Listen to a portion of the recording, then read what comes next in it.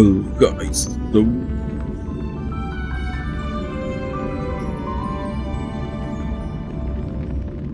my story. Oh, okay. So we'll be continuing our Trailblaze mission for 2.2.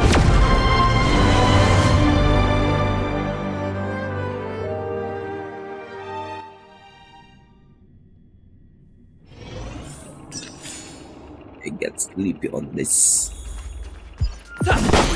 And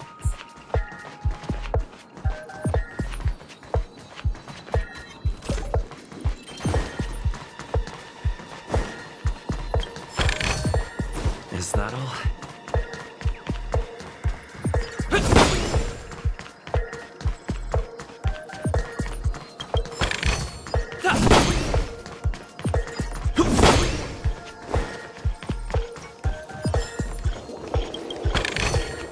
Is that all?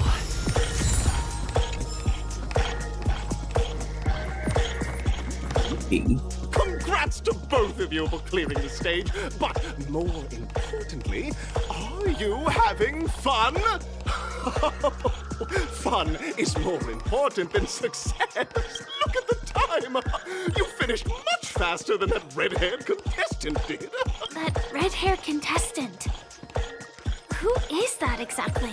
You'll find out eventually, but Eventually. only if you clear the next test first. Welcome to the second stage of the 33rd Scorched Sand Festival in the 20th season, sponsored by Soul Glad, and you have the option to choose Gunfire and undergo Brother Hanu's trial, or Time, where you'll face Clucky's trial. And now,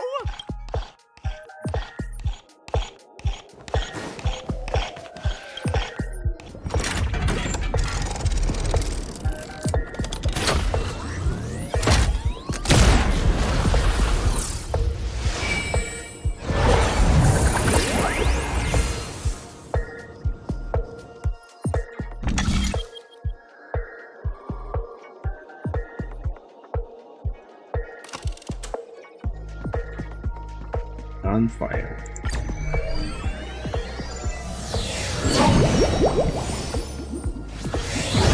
dear friends, welcome to the wonderful world created by the Watchmaker. It's said that the Watchmaker dreamed up the idea of Clucky when he was just a boy. Back then, he was merely an apprentice in a clock shop. Like a skilled pilot, he steered them towards the right path. As a classic figure who grew up with many, Clucky truly shaped it. Contestants, may you have a wonderful time. The trial of time. I hope it won't waste too much of our time. GG.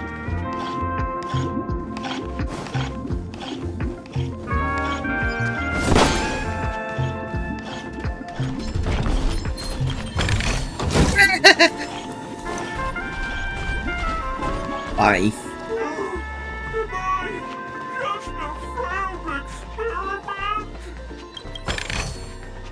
That statue.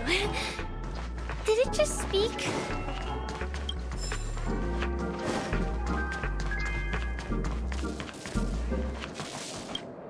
Spasms.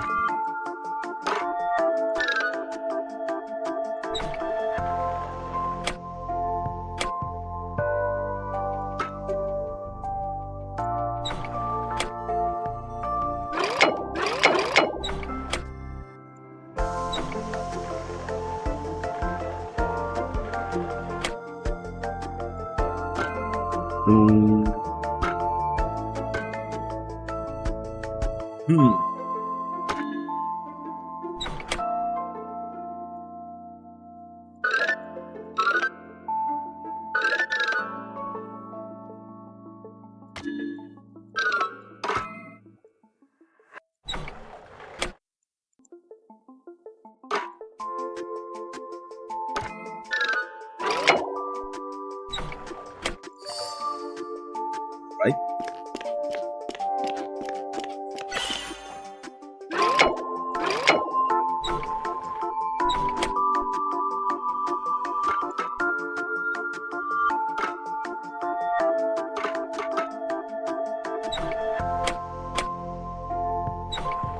Hmm.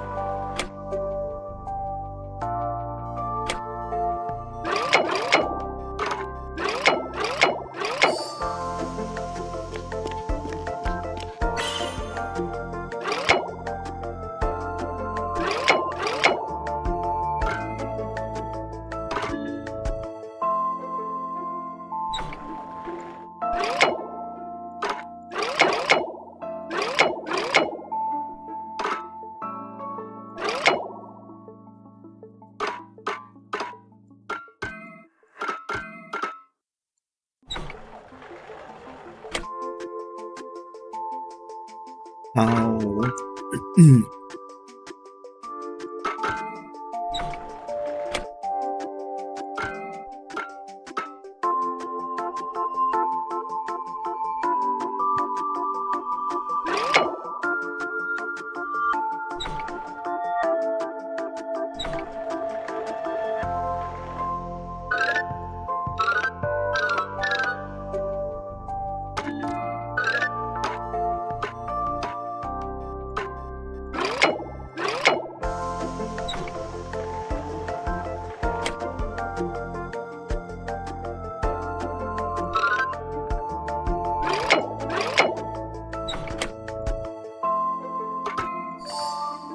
Yeah.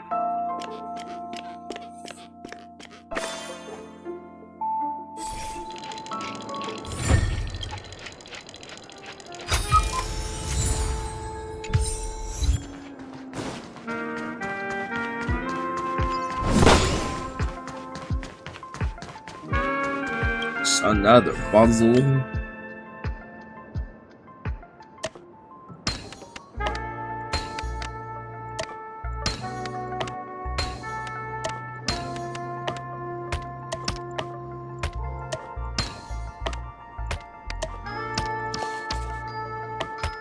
Oh.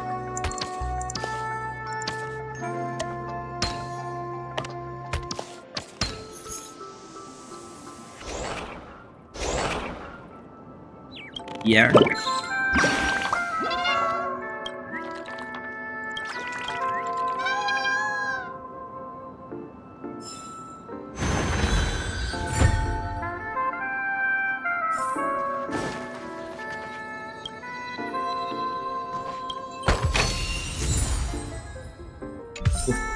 Four-star.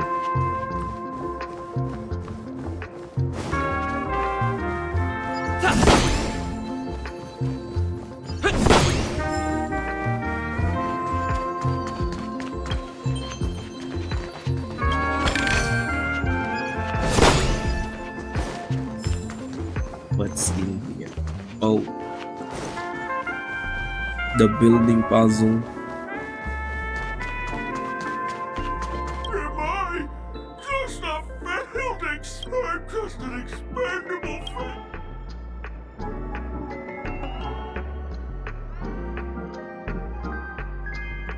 Play?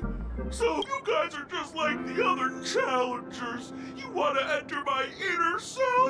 Then play. Oh, See? I'm just empty inside. Tick-tock! It's time for me to make an appearance! Clocky? I can also see him. Is this character part of the show? yes. Dreamville, Clocky is everywhere and can do anything! Like, right now! I can't believe it's actually Clocky! Why would you see? We're all clocks. We're family. I want to help you be happy! Tell your pal Clocky what's troubling you. Honkai. I came across a startling revelation yesterday. Apparently, Dreamscape take place. Just leave me be, Clocky. Oh dear. Seeing it like this is utterly heart-wrenching. But fear not. We're here to help it rediscover the missing parts of its inner self and guide it out of despair.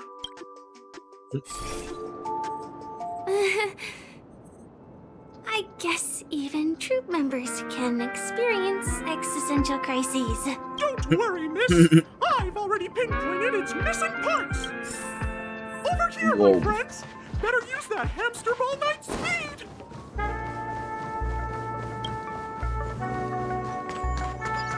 This must be one of the missing parts that make it here. There's a missing part on the opposite side. But how do we get over there? There's also a dream side left here by a Dreamweaver. We're running out of time. We'll have to use it if necessary.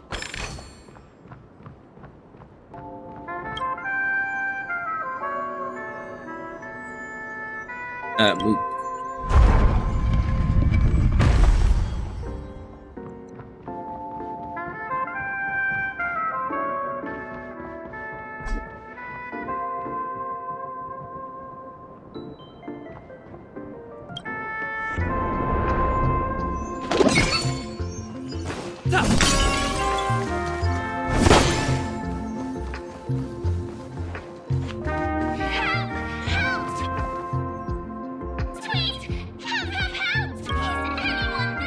Oh dear! It's an Oryx. Is that cookie? Oh, it's in that hill. Save me, A roasted bird? Oh! Chicken crunchy. Don't get complacent. Eternal sleep is the dead return!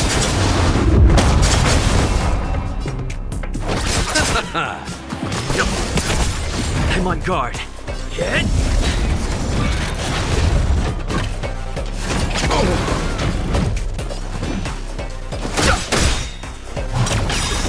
The truth of life and death, revealed in the sanctuary, is but a vision. Break!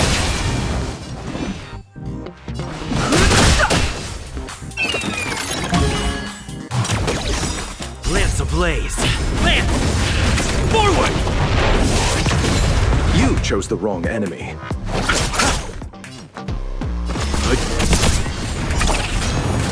Lance at the ready.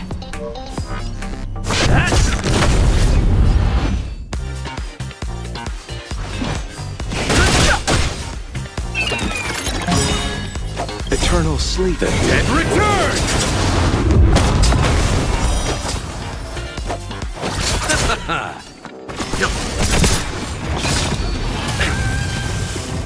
You know nothing about survive or be destroyed. There is no other choice. I'm on guard. The truth of life and death, the sanctuary, is but a vision. Break!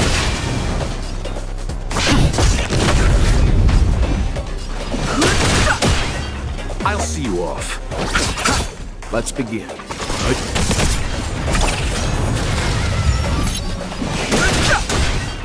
Lance at the ready. Let's settle this. Lance ablaze. Lance! Forward! Ritos. Leave it to me.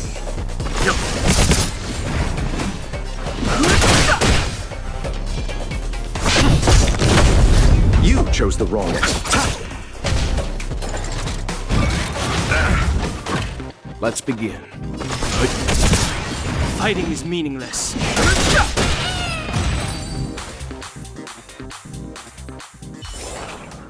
Reach the end of the story in your own way. Yeah. Thank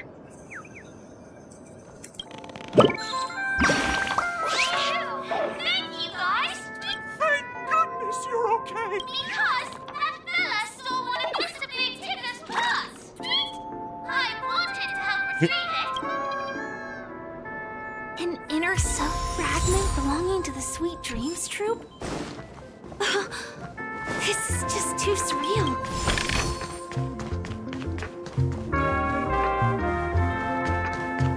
Oh.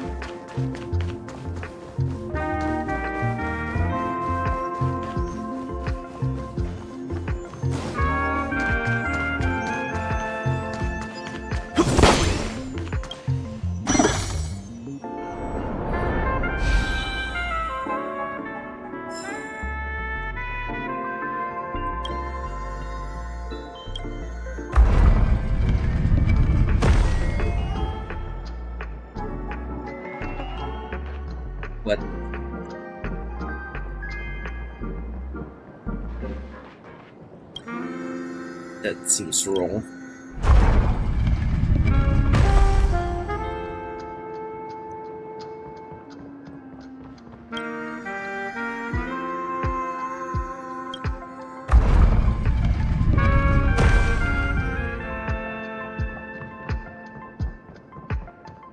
Oh, okay.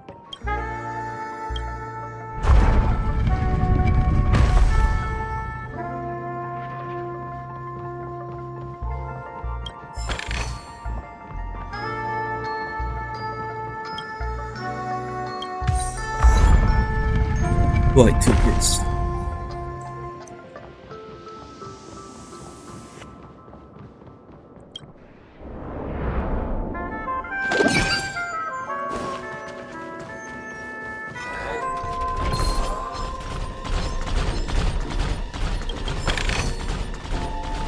Boy, guys.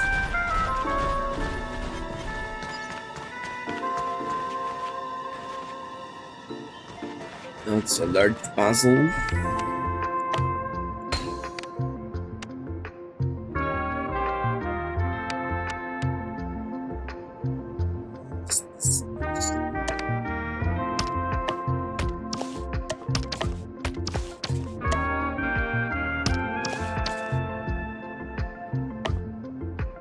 Come to red.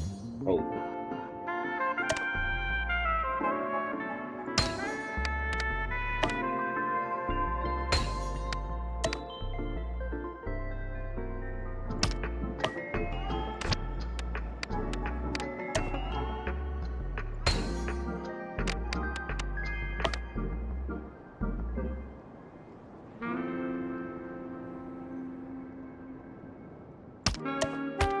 Oh.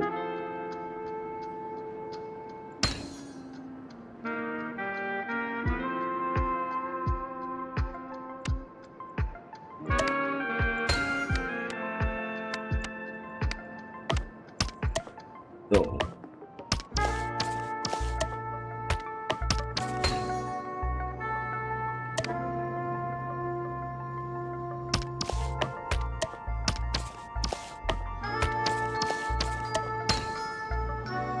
Hey.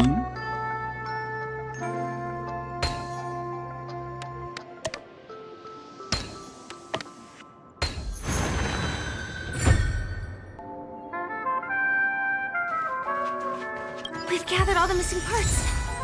Let's hurry back. We don't want to keep Big Ticker waiting.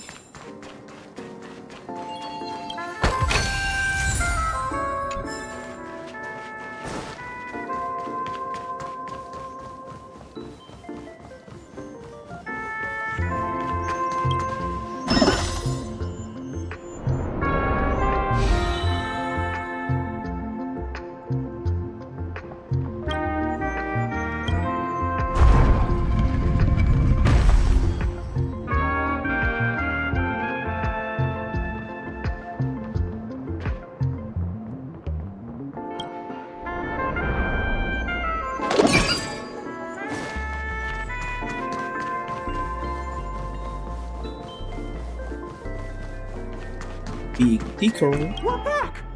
As long as you have these. Wow! This sudden surge of joy! It's working! Tick-tock! Next, we just need to enter its emoscape, help connect its pathways, and we're done! The puzzle though.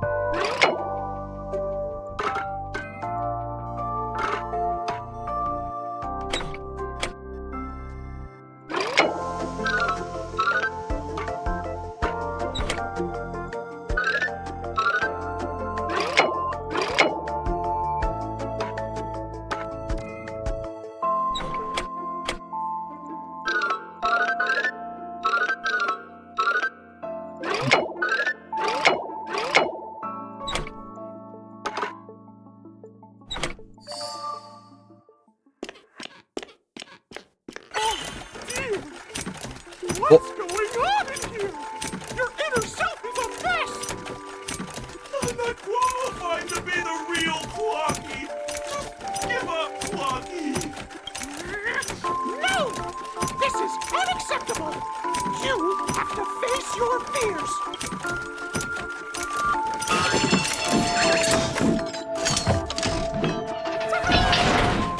Success!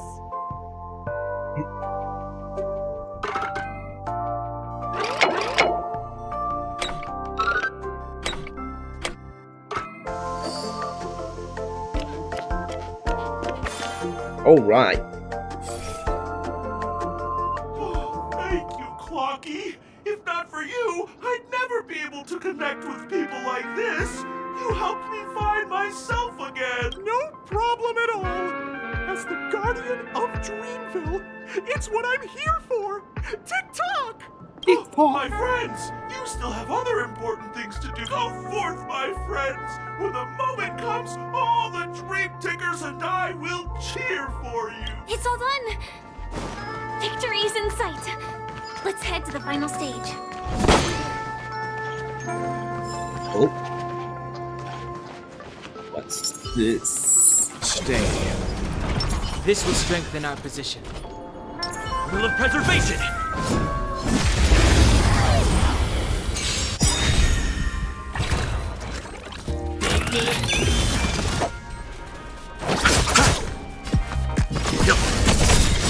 You know nothing. Survive or be destroyed.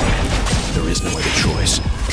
The truth of life and death, the sanctuary, is but a vision. Break!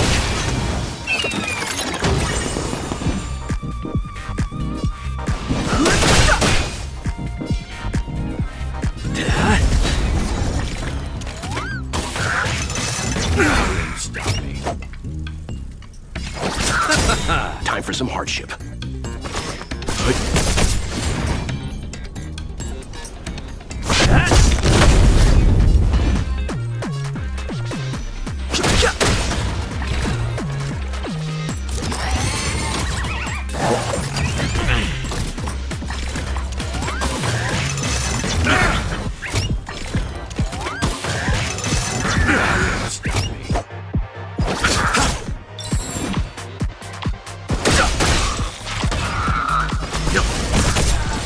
Lands at the ready.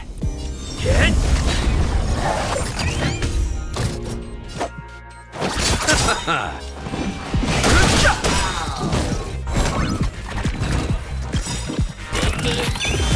Eternal slip. And return!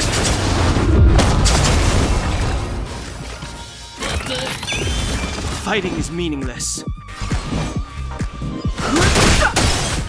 The truth of life and death, the sanctuary, is but a vision.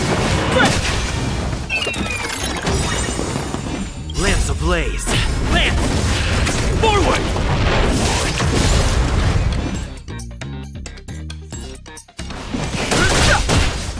Let's settle this. Let's begin. I'm on guard.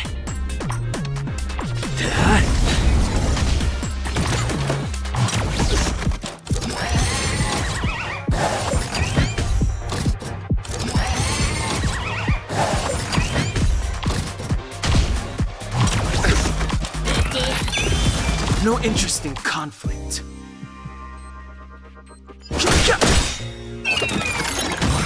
The truth of life and death, revealed in the sanctuary, is but a vision. Break!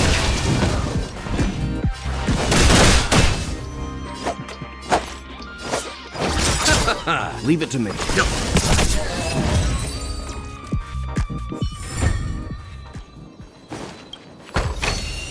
Looks good. Start here.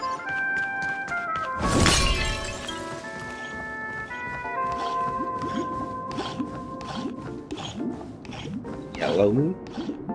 Congratulations to both of you! Oh, you've overcome all obstacles and proven yourselves.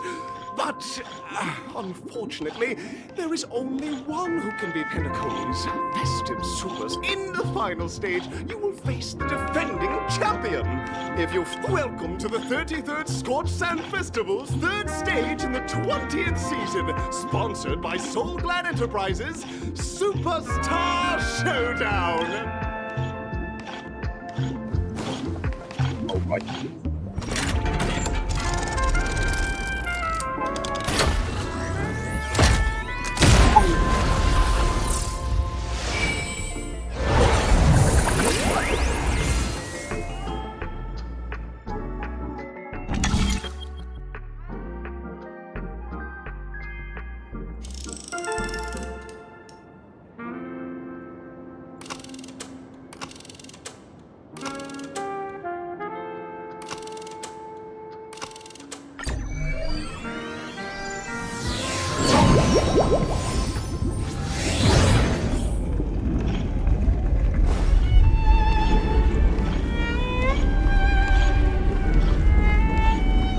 Who is that?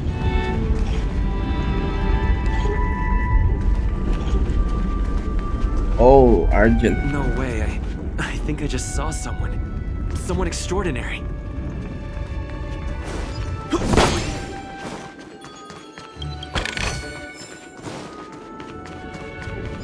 Will of preservation! Do I need physical?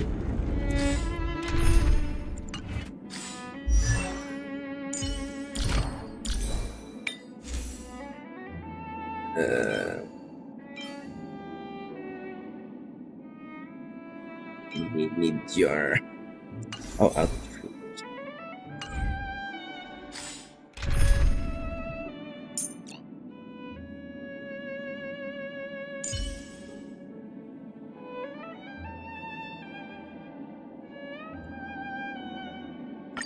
I appreciate the help of the Astral Express. right. Hello.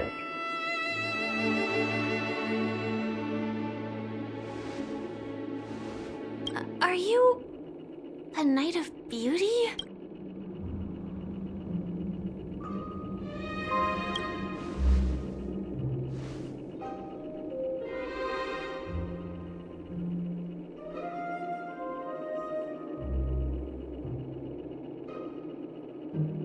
What?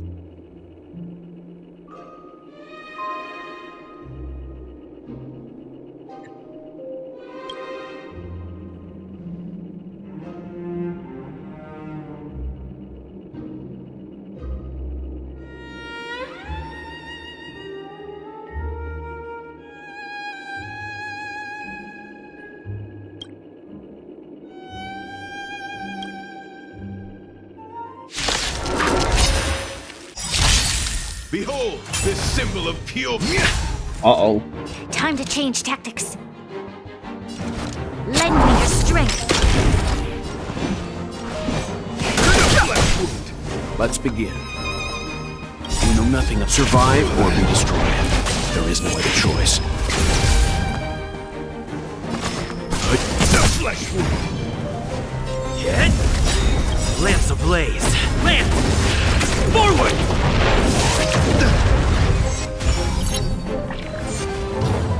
Uh-oh.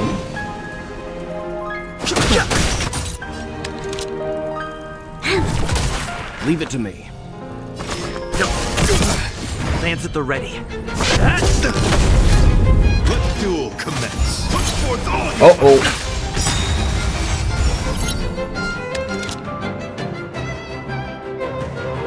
We've entered the storm. To guard and defend! Crush them! The truth of life and death, the sanctuary, is but a vision. The flesh wound! Ooh, it's 7K. Let's begin.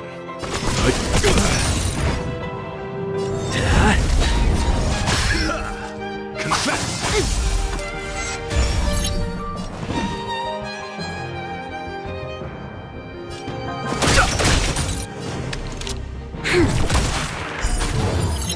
Oh, Leave it to me. get a barrier.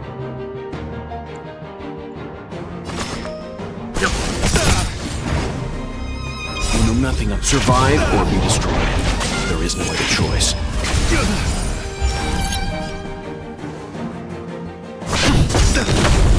Bear witness to Lance ablaze! Lance! Forward! You're fighting a gentleman. Lend me your strength. We've entered the storm. To guard and defend. Crush them. I've no interest in conflict.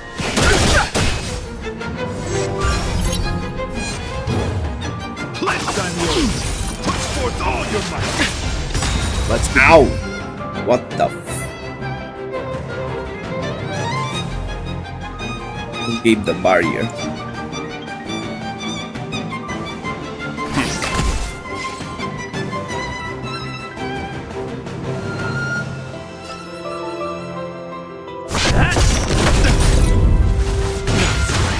The rest. You'll pay for this. Got folded. Lend me your strength.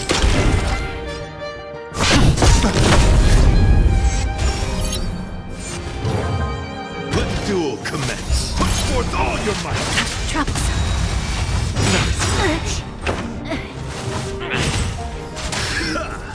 You're fighting a gentleman. Lance ablaze!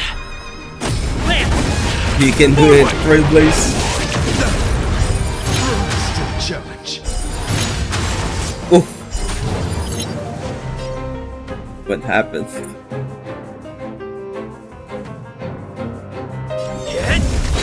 Confess. Put forth all your might.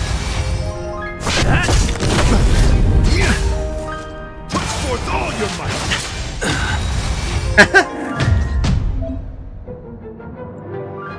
Change lineup. So you want ice? I'll give you ice, Sergeant.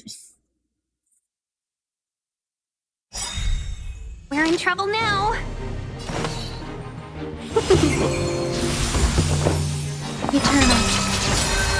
Every petal, all will be swept away by the wind. Bear witness to. Stand down. You chose the wrong enemy. Let's be friends. There's more to life. Let the duel commence. Put forth all your might. Bloom. Eternal sleep. The dead return. Tedious. Christ and challenge. Blade of moon. I'll give you some ice. The flesh wound. I'll see you off. A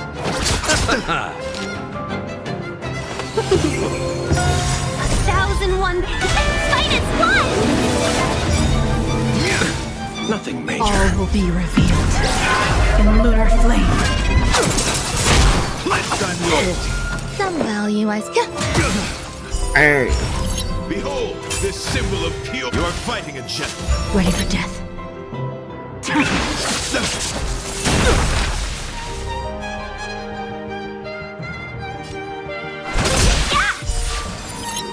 You Damage chose the this. wrong enemy. Confess. Put forth all your might. Enjoying yourself? Eternal. Every petal in life, all will be swept away by the wind. Oh, Receive divinity. So this is the warmth of life. Welcome, customers. almost killed me. Sleep is the Dead return. Main party. What the hell?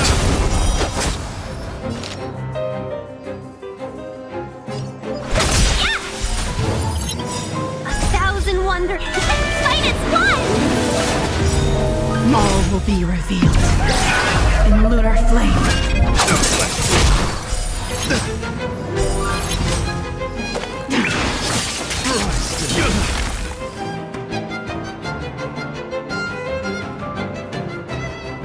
Okay.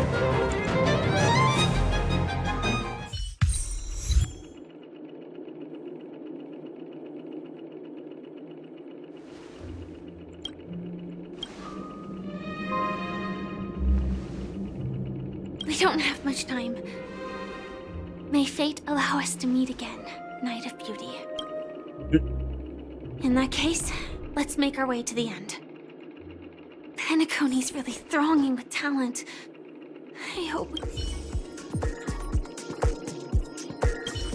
Why is Argentina talking?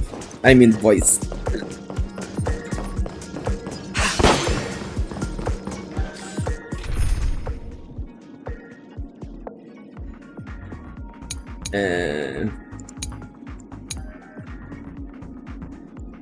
Let's get back to the original team.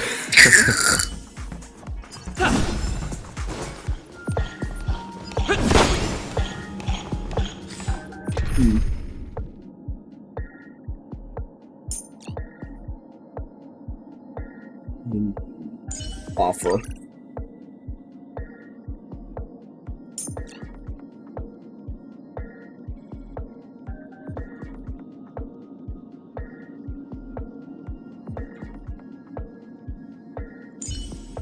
Funny.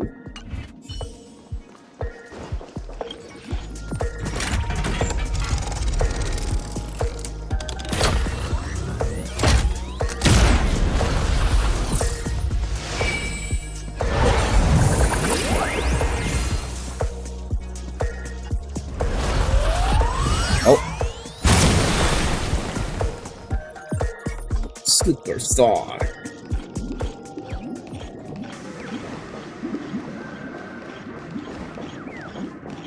I'm hearing.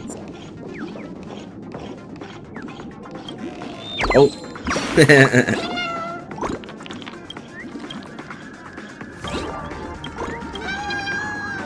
He got flattened by the ball.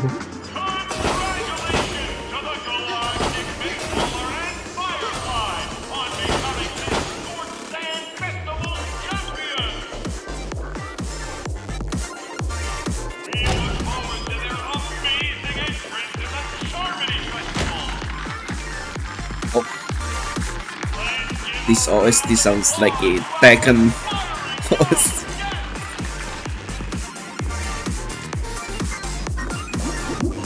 Oh, an interview? Congratulations to the both of you on becoming the festive superstars of this year's Charmony Festival. Before entering the Grand Theater, I, on behalf of the organizers, extend my sincere congratulations to you, wishing you joy under their radiance.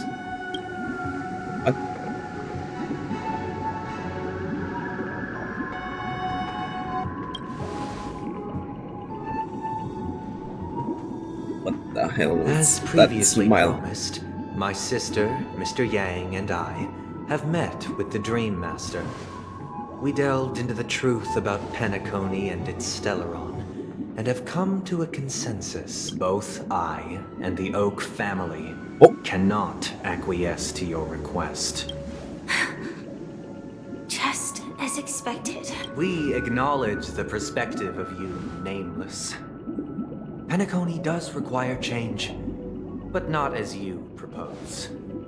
The planet of festivities cannot and will not revert to a place characterized by chaos, disorder, or anarchy. Through your journey of overcoming obstacles, you must have glimpsed the essence of that era. The vulnerable ruthlessly eliminated, equality non-existent, common folk living precarious. Ultimately, only heroes like yourselves manage to achieve success. But I would dare ask, if you did not possess the special status of having a Stellaron, and you were but an anonymous and frail member among the masses, which Penacony would you prefer? A dystopia for the survival of the fittest, or a sweet dream paradise for all?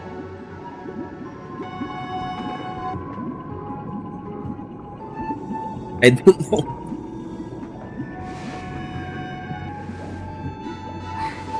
That's not the point! Don't let him mislead you! Mr. Sunday, Even if the members of the Oak family can't fully agree on what to do about the Stellaron, now's not exactly the time to be holding an extensive discourse about Penacony's past and future, is it? The Stellaron issue concerns the life and death of everyone on Penacony. If anyone has a better suggestion, the crew is more than willing to listen. Also, it'd be best to tell us the ins and outs of that meeting. This way, we'll at least know what Welt and Miss Robin are dealing with, and the reason why they failed to make our appointment. Ah, Navigator. That is precisely my intention.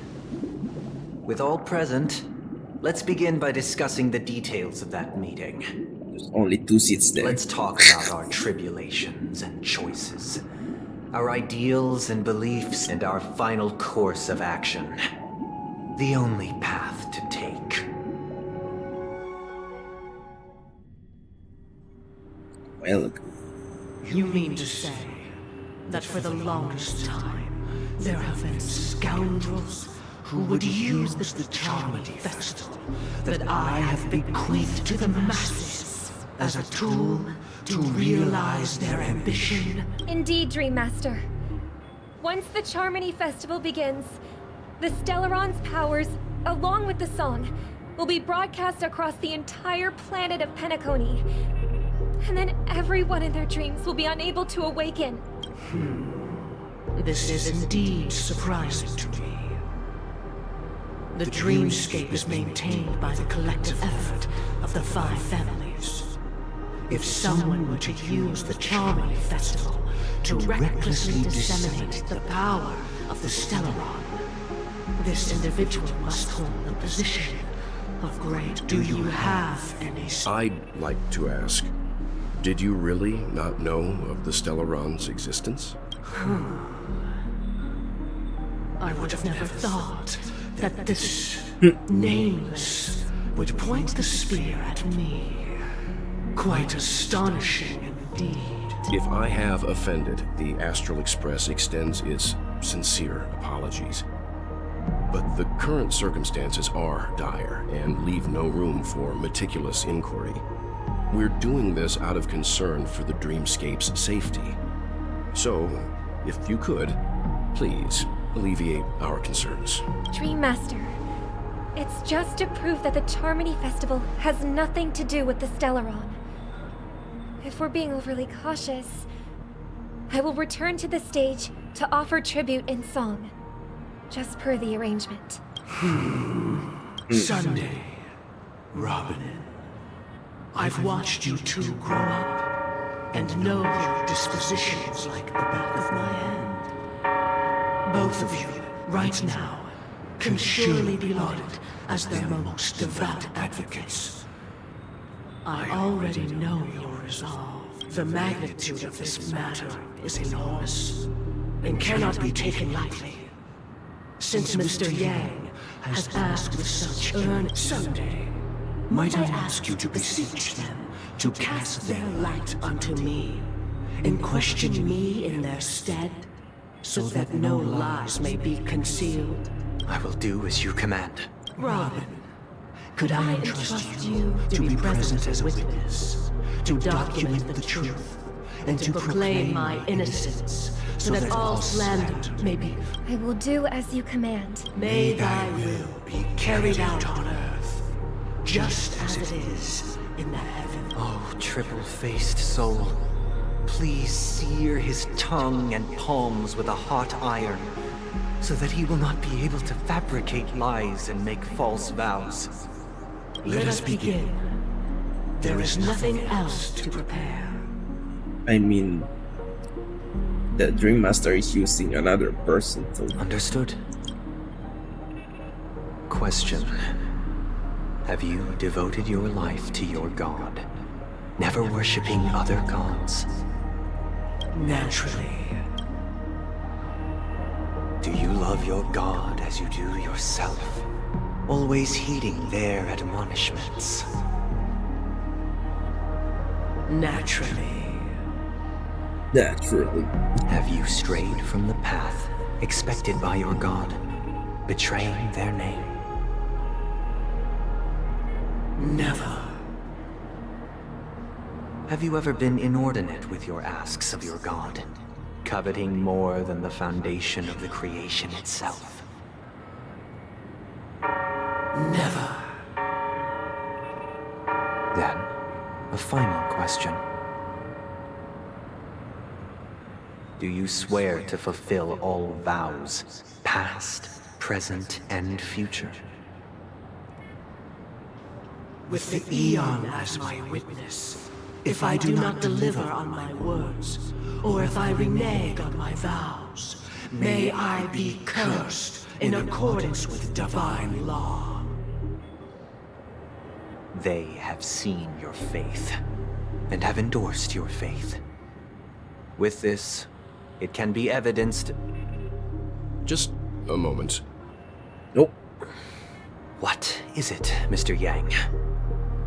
I have another question I hope to have answered. To my understanding, the family's harmony and prosperity have never relied on so-called divine laws. The god you both mentioned, are they truly Shipe? Yeah. No. Mr. Yang should know that those belonging to the family toil together as if they were kin, embracing solidarity and unity under their light. All duplicity is laid bare before the harmony. Such a delicate and complex symphony. Which other god could perfectly harmonize this, if not for the great one, Shipe? Perfectly harmonized. Therein lies the problem. It isn't an outsider lurking in the shadows who changed the harmony, but a dissonance that has surreptitiously emerged from within this very symphony itself. Uh-oh, well. In the distant past, there existed an Eon. With one flick of the wrist, they crafted the laws of the cosmos. Their followers formed the Beyond the Sky Choir, spreading solemn and reverent hymns throughout the universe. Later, they fell. The route traversed by this Eon clashed with the harmony, ultimately being absorbed and fused into it. The chorus that once reverberated across worlds fell silent, and when it echoed anew, it was transformed into the hymn of harmony. Though an Eon may perish, paths with no masters still linger. In the all-forgiving harmony, echoes of bygone dissonance may subtly arise. Mr. Yang. Being overly astute can be a detriment. Especially when you find yourself alone and without allies. Uh-oh, Mr. Yang. So this is how it is. For the sake of our grand cause someday, please afford these two an opportunity to rest. What?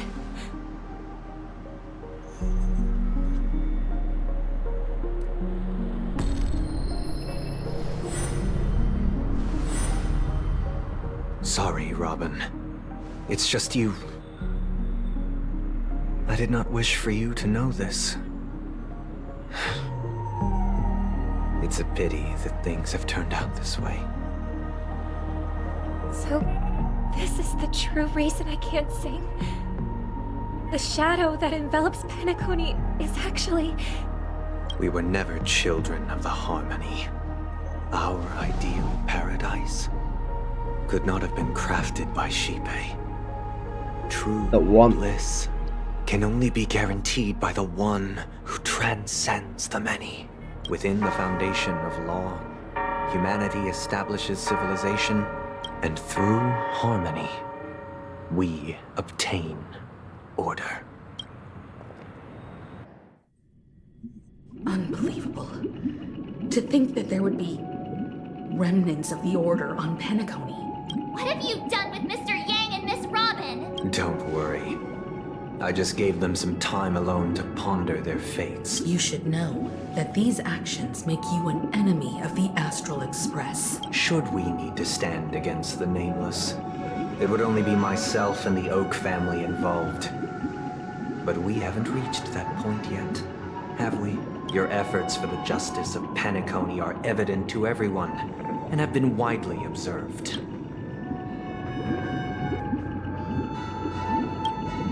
Oh, I intend to. But that hinges on the outcome of this negotiation. If it is the order that drove you to imprison Welt and Robin, and you're using them to coerce our compliance, then there'll be no point in entertaining any type of discussion. You're mistaken, Miss Himiko. They are in very safe hands, and just as the family has always proclaimed, no one can be harmed in the dreamscape, least of all in the beautiful new world belonging to the Order. Penacony and the entire universe have witnessed far too much innocent bloodshed. The strong wield their blades against the weak, and the victors push the vanquished to the brink of life. Natural selection. The world abides by this principle, establishing the well-being of humanity atop the corpses of the downtrodden.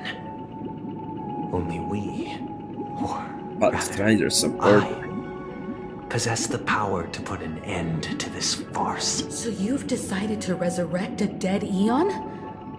No one's ever done such a thing. If Miss Himiko is interested, let's draw back the veil and speak candidly. I've always firmly believed that I'm willing to divulge the unembellished truth as to the intentions of the Order's Pathstriders, so that you will make better judgment for the Astral Express, for Penacony, and for this stretch of the universe. Words can hardly do justice to the beauty of that ideal. So, come with me, everyone. Let us retrace our steps and see once again where this road leads. Huh? Where'd he go? Welcome. This isn't any location in Penacony's dreamscape. It's my inner world. The reason the scenery before you remains unchanged. Did you do the same to Welt? It's a tuning process. Stronger in effect and more draining on the mind. The gray-haired guest has experienced it before, so he should understand what it entails. Tuning allows you to intuitively grasp my feelings, which also means that I cannot hide anything from you. Now, everyone, please look at the hue. From this point on, you will witness the numerous decisions I've faced. I've selected, I believe, after going through similar predicaments. Let's begin. The first... This story happened when Robin and I were very young. We were victims of the Stellaron disaster, and the family's Mr. Gopher Wood, who would later on. Robin and I lived a time with nary a care in the world. One day, after dinner, while my younger sister and I were lounging about in Mr. Gopher Wood's yard, we spotted a fledgling Charmony dove. That baby bird was tiny. It didn't even have all of its feathers, and it couldn't sing. When we decided to build a nest for it right there and then, it was clear that if we left the fledgling in the yard, it stood no chance of surviving. We decided that when it regained its strength enough to spread its wings, already know the story. We would release it back into the wild. It's destiny. No, I pass the power of choice to you all. Stick to the original plan, and build a nest with soft net where the Charmony dove fell. Or build a cage for it, and I eagerly await you.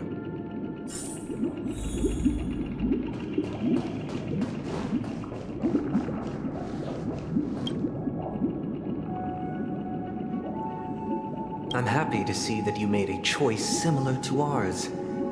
If your mind is made up, we passionately nursed it back to health, preparing only the best food for it every day. We even preened its feathers.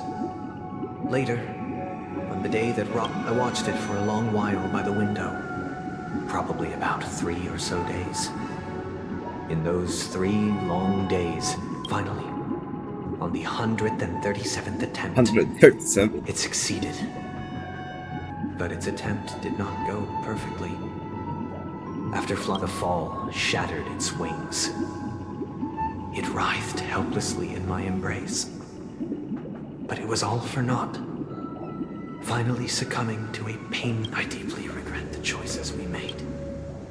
This story happened when I was appointed as Bronze Melodia, a position exclusive to the Oak family, charged with listening to the problems and vexations of dream. It was during that period that I had the opportunity to hear a voice. He was a dream chaser, and in it he told me, I sold everything I could at home. The house, he had a plan in place. After hearing the dream chaser's story, I immediately... I'll tell you the outcome soon. Will you do as I did, and try to convince the Bloodhound family to stop their pursuit, so that the Dream Chaser may live, or will you remain silent, leaving him to languish while the hounds are hot on his heels? I look forward to everyone's... So let's pick your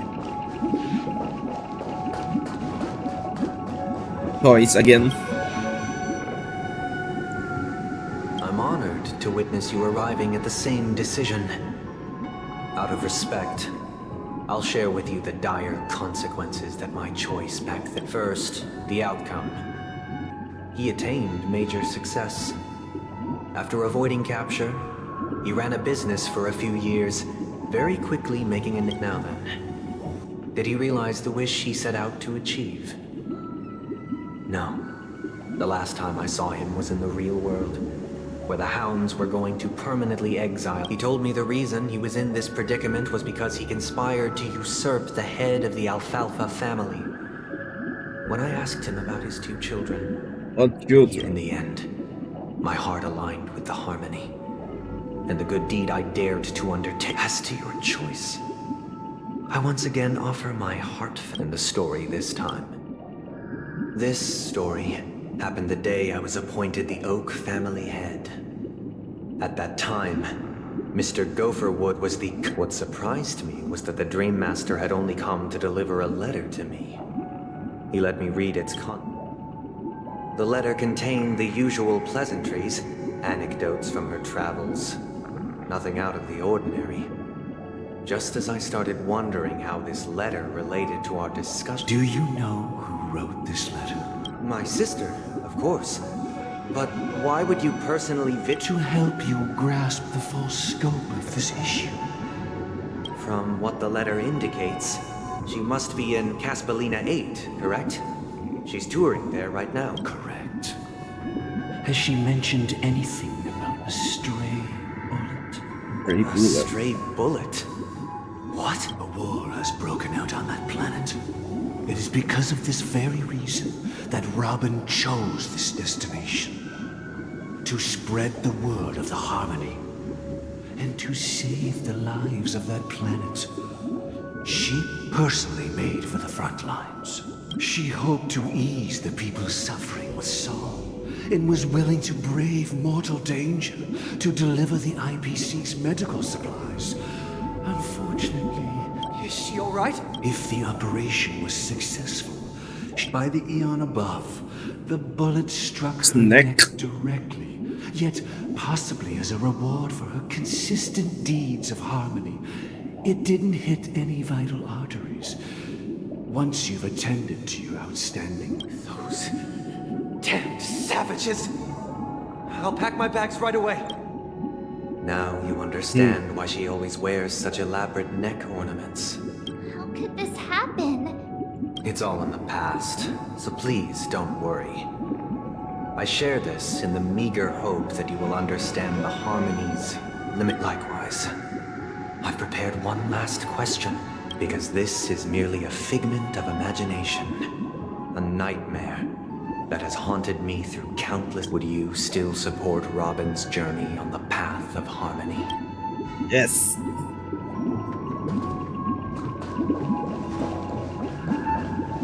Oh. I can't believe that happened to Miss Robin. The strong defending the weak is a... I often feel like I've dreamt of similar scenes on certain nights.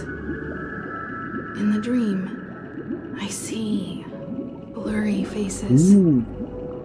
I don't know who they are, but I sympathize with all of them, fighting for survival against some unfathomable force. Their confusion and fear Honkai are Impact elusive Sword. to me. But I also remember if Mr. Sunday's quest with each Trailblaze, dangers and tribulations will surely follow. Part of life. Miss Robin's courage is admirable. But the fact that she's also Mr. Sunday's younger sister? No, I don't.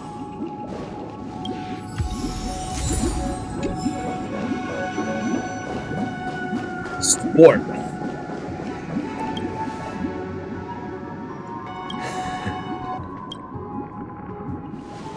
I am now aware of everyone's stances. Raising these questions merely serves to illustrate one point. The plight of Penacony cannot be salvaged by the harmony. The true foundation for a sweet dream paradise can only be established through the order, where the strong govern the weak. I know the suffering of being tormented, the turmoil of losing your way, how sorrow and even despair set in when matters don't work out. All of this causes me unending pain, because this is not what happiness is at all. We must teach the weak how to live a happy life, and this life isn't some noble propriety that the upper crust So what is your definition of living a happy life? Good question. Human consciousness is fundamentally an illusion, a cage known as when one mistake after the next permeates the masses, they become impossible to trace. Thus, the amassing of these individual cages culminate to form a prison, a place dictated only by the rule of survival of the fit. Nature is always accompanied by predation and sacrifice. Its antithesis is known as order. That is what I want to do. Unite people's happiness under the banner of order. They won't need to make bitter choices any longer. Simply describing thoughts is far too abstract. So allow me to provide a simple example. As you all may know, during these hard-earned rest days, people are given the chance to extricate themselves from the stresses of everyday life, allowing a certain tranquility to return to their souls. And it is only on these days that people do not have to adhere to the law where the strong prey on the weak. They can live out their lives happily during these brief intermissions. It's just a pity that, from where I stand, society's ideal system should be 7 rest days. Following Sunday, there should ensue a second, a third, and indeed an infinite procession of Sundays. This should be the face of the new world. Idyllic, eternal, peaceful days. And thus, every person can return to their base selves in this utopia. Still the race starting point. Pouring their whole beings into calculating the distance between us and the there would be no need to bear the hardships of reality. Only in this way can humanity face the inevitable end. Miss Firefly, you who are stricken with entropy loss syndrome, you of all would surely understand this. It sounds like a flawless theory. It's a theory. But what is the price to attain all this? The cost is minute, merely a personal and eternal sacrifice. If this paradise is to be maintained for everyone, someone must remain trapped in solitary awakening. until the end of the cosmos. Awakening. Which means that this so-called paradise is still a dream. Stepping into this paradise means forsaking reality, correct? It is not forsaking, but transcending. Flesh, blood, sorrow, weakness. If the physical is the root of spiritual suffering, it is only logical that we defeat it. But in this supposed bliss, people won't have defeated their demons. The chance to overcome their tribulations would be forever lost to them. In other words, it is an escape. That's another way of understanding it. But there is no shame in escape. On the contrary, the seeds of escape exist in everyone's hearts. Don't you agree, Miss Firefly? And as to why we sleep, it is because we are afraid to awaken from our dreams. But this is not in conflict with the grand plan. Only in acknowledging this can we truly understand the frailty of human nature, and from there, show compassion and protection.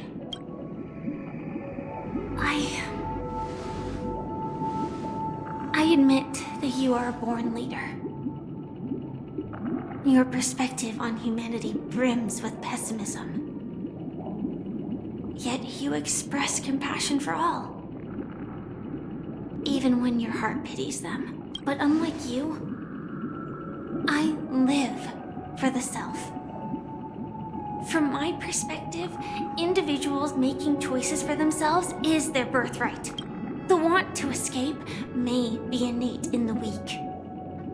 But whether they are weak or not, it is not up to another to decide. Tell them, Firefly. Perhaps in your mind, you also view me as weak? Ooh. Because I don't think so. Since Miss Firefly has said her piece, the Astral Express will also naturally give you our answer. We'll leave it to you. Just as Mr. McHale instructed before. Tell him our choice.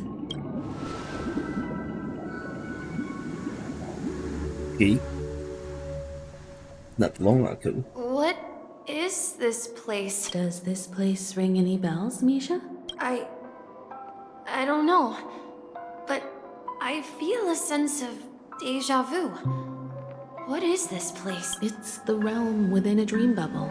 This was left to the Astral Express by a nameless, but weirdly, when we entered it, it was completely empty. Dr. Edward from the Dreamscape sales store told me that dreams are formed from memories, and a dream bubble can't take shape if its core is empty. So I thought you might be able to help us in unraveling this mystery, Misha. As a hotel doorman, you know Penacony best among us. I don't know much about dream bubbles. But if you want to figure out what this mansion is, I'll do my best. Actually, Misha looks like the watchmaker. I'm counting on you then. Himeko, I still don't get it. Why were you so sure that Misha had a connection with this dream bubble? He looks alike. I wasn't sure. It was just a hunch. But since Misha feels familiar with this place, my hunch might be correct. Exactly. This is where you and Firefly encountered death, which we now know as dormancy. Considering its connection to Dreamflux Reef, it's not surprising it appeared here. The question now is, who brought you here? Based on the clues we have so far, it's unlikely to be that masked fool. So identifying them is crucial to us. We're drawing closer to the truth once more. Let's give Misha some time, as I believe he'll unveil the secret of this dream bubble. All right, but there are doors all over the place. Which one should we choose? Do you have any idea, Misha? I guess... maybe this way? Eh.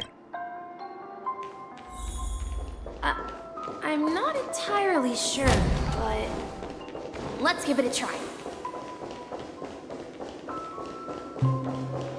Wait, you managed to choose the right door on... Weird. This place is quite different from the hotel. But I feel like I've been here before, and even lived here for a while. Misha If looks I remember like correctly, the there watchmaker. should be a fireplace down that hallway. Clocky and I used to sit by the fire, listening to the crackling of firewood. And the room on the other side was the toy room. I loved spreading out all the... Hold on. This doesn't make sense. Didn't I grow up in Dreamflux Reef? So, what is this place? This could be a case of amnesia. But don't worry, Misha. It's common for everyone to forget certain aspects of the past. Those memories haven't vanished. They're just lying in the depths. Since this place seems familiar to you, why don't... Yeah, then...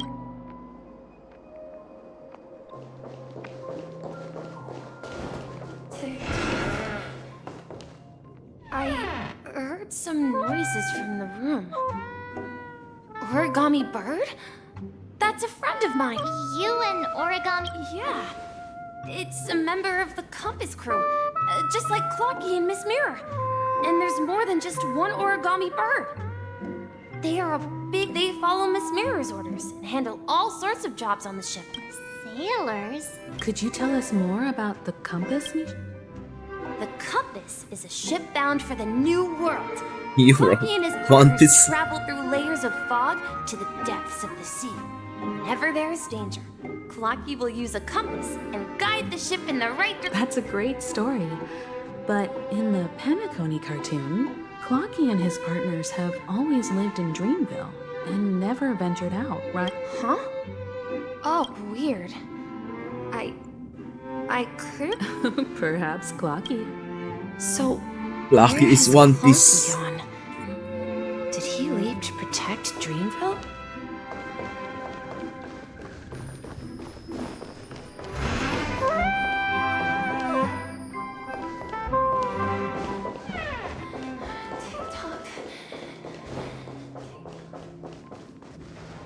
Mikhail, that's the name. Now we all know him as the Watchmaker. This is the watchmaker. Who is he talking to? Do you know anything about it, Misha? I'm sorry. I don't know much about the Watchmaker. But... Mikhail... Anything special about that name? Mikhail... is... Oh, is Grandpa's name. Grandpa? your grandpa. Do you mean you're the Watchmaker's grandson? But we haven't heard anything about the Watchmaker having descendants. And the name Mikhail is not rare. Perhaps it's merely a coincidence. Could you tell us more about your grandpa, Mikhail? Yeah, sure. He was a seafarer who fearlessly ventured into mysterious seas and storms. He was always on the sea and had lots of friends who accompanied him on his travels. He didn't want me to call him Grandpa because that would make him sound old. He believed he was still young. The name Mikhail was given to him by his parents, Mahaley and Elise, both renowned seafarers. Every time he came back, he'd share his logbook with me and tell me about his adventures at sea. I want to become a great adventurer, just like him. It appears that the Seafarer has nothing to do with the Watchmaker. So, perhaps it's just a coincidence? No. So, where is your grandpa now? He went off on a new journey. And it's been quite a while since I last saw him. I think I hear the sound of water. You once mentioned there's a magnificent fountain up ahead.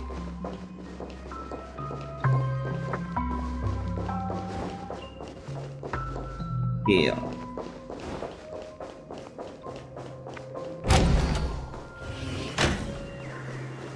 Look, there it is! giant fountain. The water resembles a precious jewel, embedded in the dreams of all seafarers. Every time I gaze at the shimmering lights beneath the waves, it feels as though I'm back in this place, standing by your side. Have you recalled anything, Misha? Yeah, I saw these sentences in Grandpa's logbook. He used to say that despite the perils of the sea, whenever he stood on the deck in the afternoon, overlooking the sparkling waves, he would think of this fountain in front of his house. He often said that those moments felt like returning to his family's side, and the difficulties at sea didn't seem quite as challenging. You know, I quite understand such sentiments.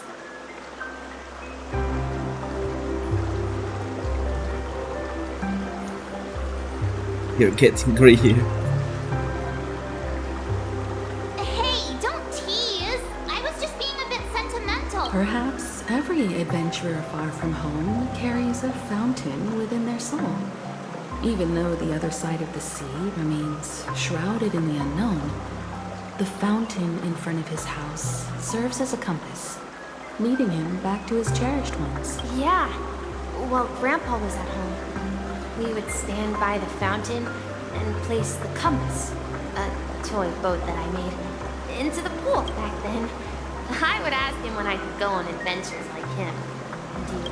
It seems this Mikhail is truly a seafarer and has nothing to do with the watchmaker. No. Yeah. Based on Misha's recollections, the scenes... But this raises more questions. According to Misha, he was clearly born on an oceanic planet and led an ordinary life, with no connection to Penacony at all. Could this be some sort of metaphor? Perhaps the Primordial sea refers to the memory zone. I'm sorry. I don't know, but my memories keep pouring out uncontrollably, like water flowing from a fountain. Perhaps I'll remember more things if we go further. I wish to share your burden. What? We're going to the opposite side, right?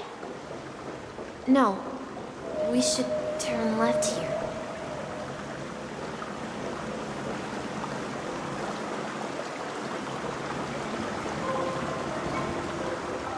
Huh? Something feels different about this place. This is it. I remember this corridor. Up ahead is Grandpa's study. He came back. It was in that room. We've never done so many I times! saw him the last time. Oh, that's a lot of text.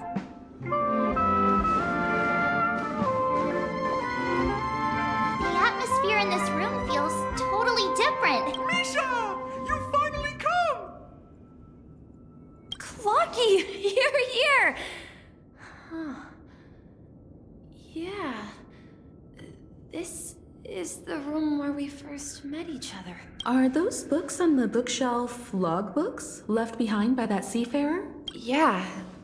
Whenever he came back, he placed a logbook on the bookshelf in his room.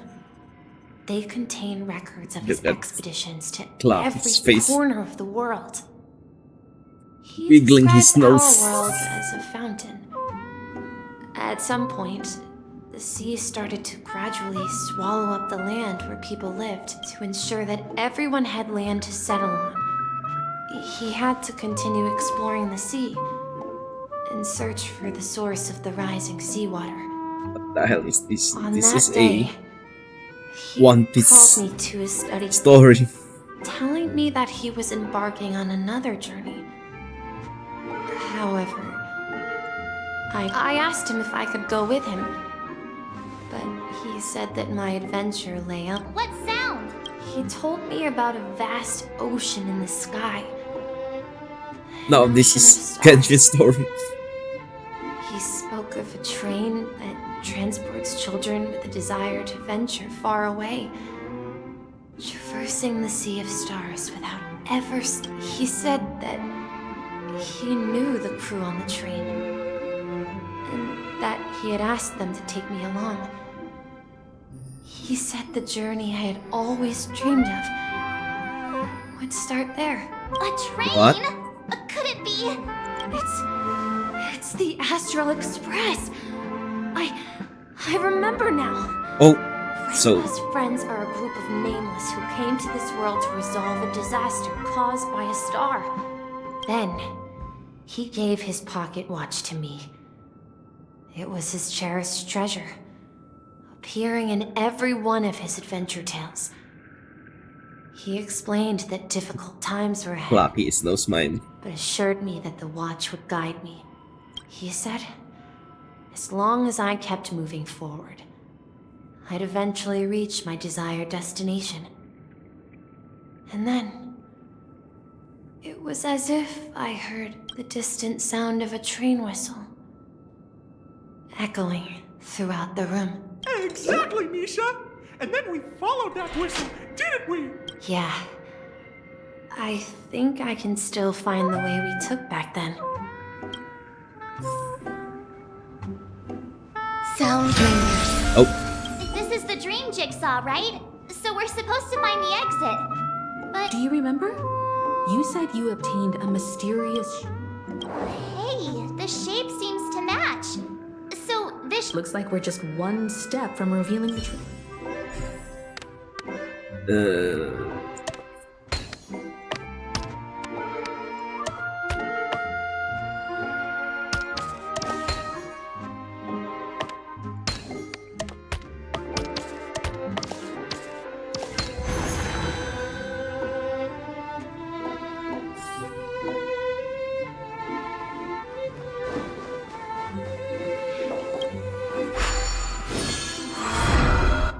This is it. This is my room of clocks. While I spent my time waiting for Grandpa to return from his voyage, Walter gave me this workshop, and it became my secret base here. I learned how to repair clockwork and gears out of my fondness of precision mechanics. In my dreams, I was the captain of the compass, embarking on adventures with my companions, Clocky and Miss Mirror, in search of the new world. I was born and raised here. So, this building in the dream bubble is your childhood home? Yes, but not exactly. This dream bubble itself is my home. Looks like you've remembered everything now. Wait. Why does it feel like everyone else knows something I don't? I don't know either. March, do you remember when he mentioned a clocky that only he could see? Yeah, the little guy here, right? But we all saw him in Dreamflux Reef, right? And Mr. Yang even greeted him. Looks like everyone on the Astral Express has a childlike spirit. The answer lies in the Astral Express. His experience shows that neither Firefly nor Acheron can see this clocky. And when we were in Dreamflux Reef, you may have noticed that for some reason, nobody outside of the crew had ever talked with Clocky. True. Wait. A mimetic life that can only be seen by a select few. It's just like a hidden message left by someone for the nameless. But Misha can see Clocky too, right? They even grew up together. But Misha hasn't started the way of the Trailblaze yet. That's the key to the mystery, March. Now take a He's moment to Mikhail. recall. Have you ever seen anyone outside of the crew interact with Misha? Wait.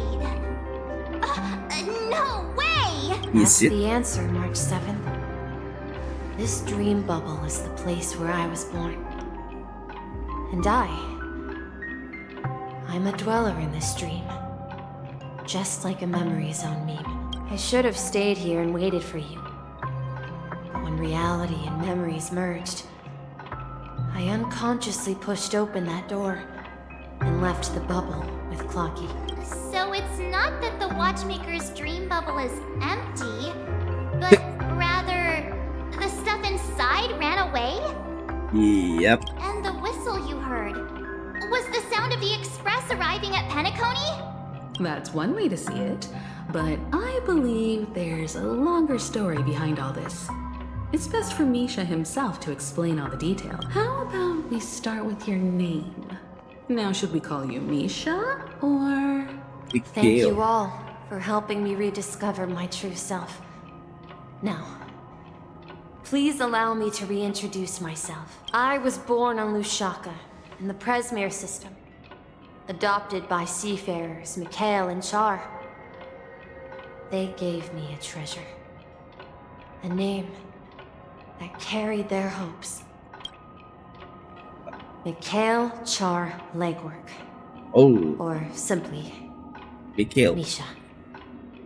If you prefer, you can call me by a more familiar name. The Watchmaker. The Watchmaker. Yeah. So, you're the Watchmaker himself? Unfortunately, that legendary figure is no more. I'm only a reflection of his life. I mean, he looks like the one sitting with the dream bubble. As for the child who has been with you, he's the innocent protagonist of Misha's childhood dream. Friend of Clocky, a young apprentice, and a future mechanic on the Express. And this also marks the beginning of his journey, devoted to the Trailblaze. At the end of the journey, oh, I left this little flame, which I so cherished, in my deepest dreams, hoping to pass it on to the nameless of future generations. However, he somehow left the dream bubble and forgot all about his task. I apologize for all the confusion this caused. Because he was born with a desire to trailblaze, wasn't he? I don't think Misha has forgotten his role as a guide. He remembered it, and that's why he mistakenly appeared as a hotel doorman in his dream from the very beginning. The one who brought our unconscious friend here must have been Misha. If that's the case, we encountered the Watchmaker's legacy from the beginning, didn't we? What's up, Minky? Well, I have a sarcastic friend who says I always take big detours and end up back where I started. Perhaps that's what every nameless has to go through. But in the end, you found me. I'm sure you're all wondering what my legacy is. I believe my hound has mentioned the Stellaron and my wealth. If I may apologize, the Stellaron part is real. As for my wealth, however, it's nothing more than a baseless rumor. I left my homeland as a child and embarked on the journey of Trailblaze. I traveled to various planets until finally reaching Asdana. I've been moving forward all my life, doing what I could to overcome the obstacles in my path. So, if you ask what's left within this worn-out train engine that can be called a legacy, I suppose it's the things that are still burning in the engine's furnace. Now that you're well aware of the current situation of Penacony, I certainly hope that you'll help me get this world back on track. But I'll leave that decision to you, for the path of Trailblaze is never paved by others. All I have for you is a story and 2 gifts. I want to give you my pocket watch. It has accompanied me throughout my long journey, guiding that naive child forward, and has been blessed with the presence of so many great people up to this day. And my hat, too. The one who navigated for me placed it on my head and planted a fanciful thought in my mind. The trailblazing expedition will never end. Now, it's time for you to make your choice. Once you've made up your mind, open that door and enter the long dream of an old man. I'll be waiting for you at the end of this corridor of time. All right, everyone. Let's make a decision, although I don't think anyone will have any objections.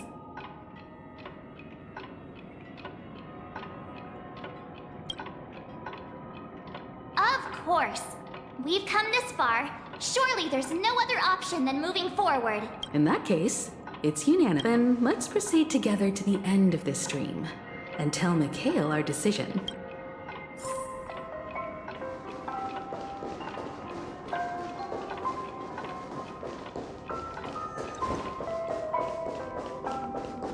Open the door. Mikhail, where are you going? Oh, it's a start. Someone has to step up and save Lushaka. So why can't it be me, Misha? Please don't go. And if you must, please take me with you. Don't leave me alone. Even without me, you know how to proceed forward, brave Captain Misha. The compass is waiting for you. Haven't you always wanted to be a better Now go! Board that train and... Where are you going, Mikhail? I'm going to clean the floor in the parlor car. I've promised the conductor. Wait, first tell me, did you fix this watch? Yeah? I know what it looked like before. Its chain was broken, the back case torn, and the marks on the dial all worn out. How did you manage to fix it? Well, it's hard to explain, but I knew it could be fixed. It's the hands, Mr. Amundsen. Its hands were intact and pointing in the right direction, so I knew there would be a way to fix the rest. I see. You'll work with me from now on. Haven't you always wanted to tinker with this train? You're its mechanic now. As for the conductor, I'll do the talking. But I only know how to fix... Don't worry. You've got what it takes. I'll teach you what you need to know. Where are you going, legwork? It's time to head to our next stop.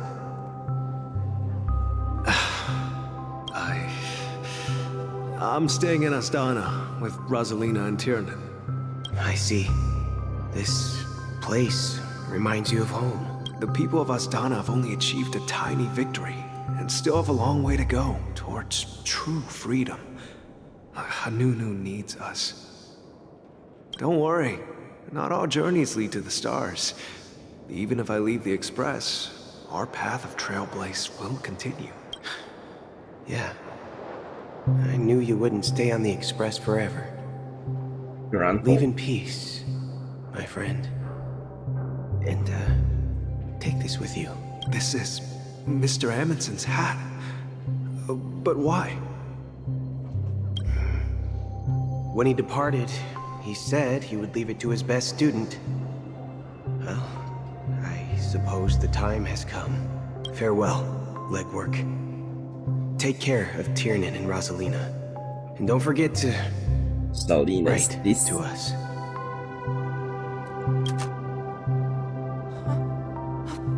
Where are you going, Watchmaker?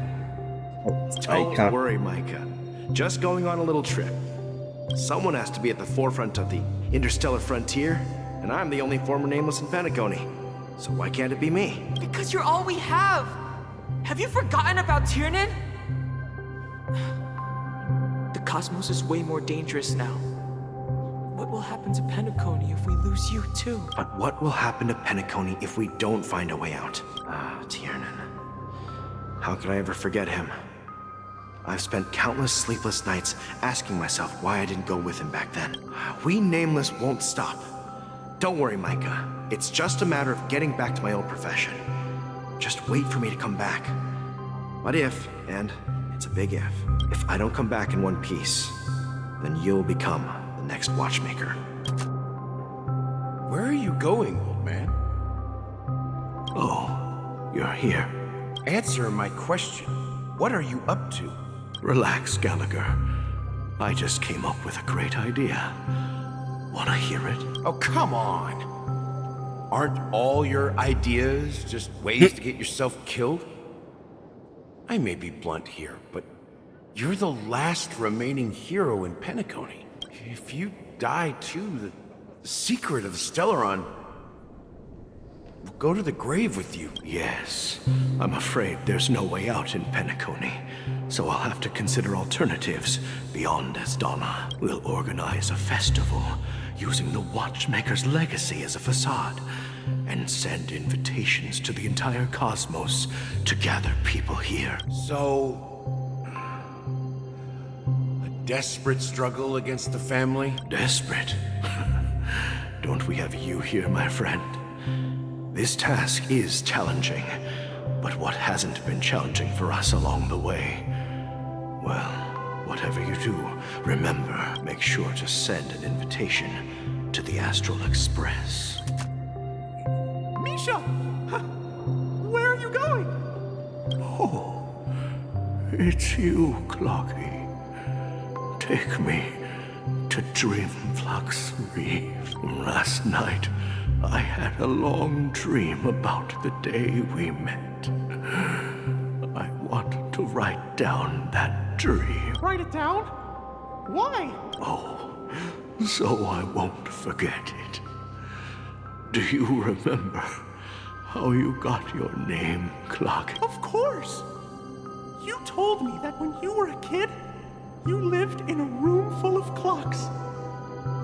Those wall clocks and pocket watches grew up with you and were your best friend. Yes, but what I didn't mention was there's a funny misunderstanding behind it. I was a kid, and there was always a special pocket watch in my memories. It was I wanted to have a pocket watch like that. Yeah. Every night. We bored. But you know what? It wasn't until the day my grandpa gave it to me that I realized it wasn't a pocket watch at all. It was a compass. So, your name should have been Compassy, and the Watchmaker is just a nameless. We've arrived at Dreamflux Reef. So, where to next? You know, Clocky, I don't think I'll be going anywhere else. We're in Mikhail's Rest Under the Moonlight. I've traveled far enough, and it's time for a little break. Oh. So, we'll set out again when you're rested? No, I'll stay here. And then, this is where it ends. This is where it ends? What do you mean, Misha? You told me that the trailblazing expedition would never end. Yeah, that's what I said. So now, it's up to you to decide your next destination. My next destination? What's that supposed to be? I've been following you, Misha. You're acting weird today. If you're feeling down, we can just do what we usually do. With the clockwork. No, I'm not feeling down. As for clockwork, yeah, it resolves all problems in this dream. So, do you know what clockwork actually is? I'm not quite sure. Well, everyone gets lost at times. They may hesitate and doubt which way to go. That happens in this dreamscape and beyond. But don't worry. Everyone goes through moments of uncertainty and hesitation. Eventually, they gather the courage to make bold decisions, whether it's calming, joyful, angry, or sad. All they need is a little nudge to take that step toward where they truly belong. I'm leaving that little nudge with you, and I hope you'll share it with others. Such is the essence of clockwork, the will of the Trailblaze. Clocky's hands spin around non-stop, indicating confusion, frustration, and weakness. But ultimately, people still need to move forward. Just like your hands, always pointing ahead.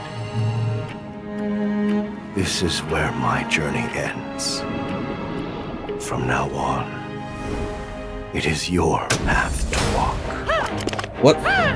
Trailblazing means taking paths your predecessors forswore, and venturing even further. The Penacony in Mikhail's dreams does not belong to order. Ooh. Oh, it's Shife.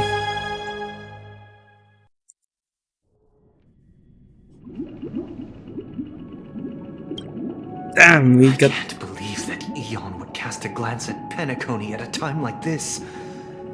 Is it because of the resonance from the legacy of the Trailblaze? Or perhaps the bond between you is so strong that it even impresses an Eon. Well, there might be another possibility. Perhaps they want to witness, on behalf of the fallen Eons, who will hold the future of Penacony. If that's the case, on behalf of the Dream Master of Penacony and the 107,336 members of the Oak family, I'm extending a formal invitation to all of you. I'm cordially inviting you all to the Penacony Grand Theater to participate in the upcoming Charmony Festival. And, of course, you won't be in the audience, but on center stage, since the future of the Stellaron, Penacony, and even the entire cosmos is at stake. Let's draw a conclusion there. In all fairness, if you truly believe in Akavili's path, then show me their courage and determination.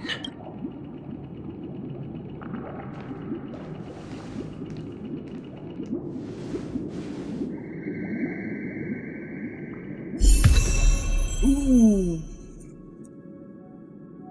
That was actually cool.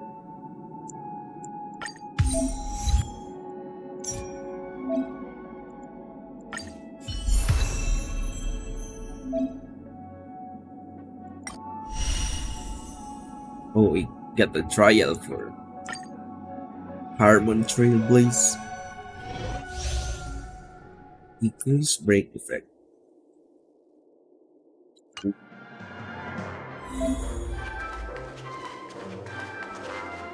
So, who and me? Please stay tuned. Please stay tuned.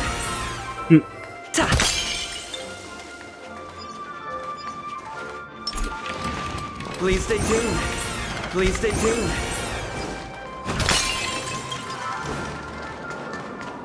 We need a strategy.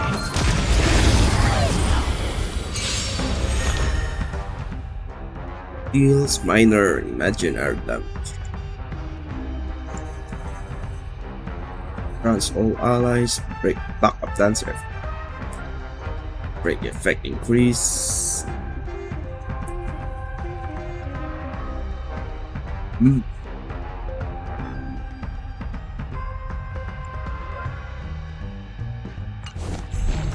Time to test our rapport. Let's improvise. Enemy targets detected.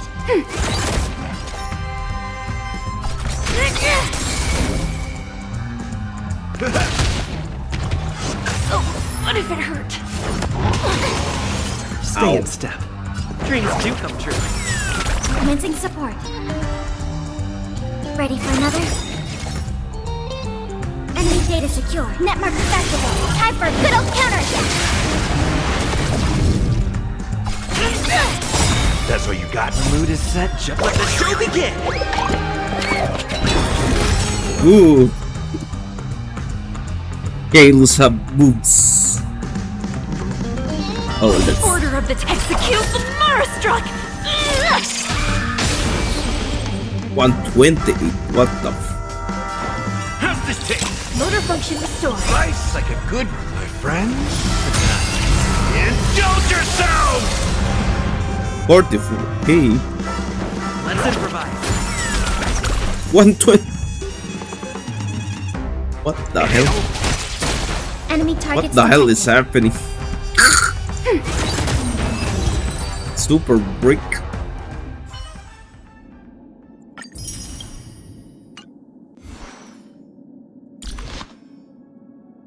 Will be his.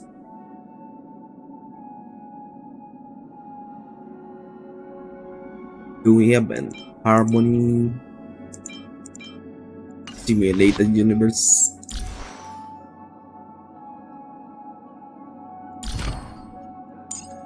Oh, I can actually level up.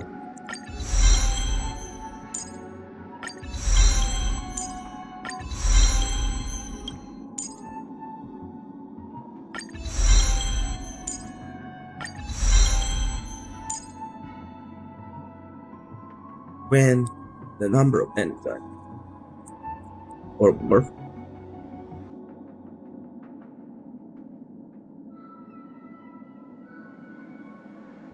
Actually broken.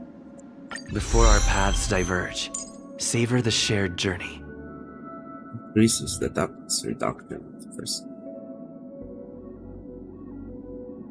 Before our paths diverge, savor the shared journey. Delays the enemy target. What the hell?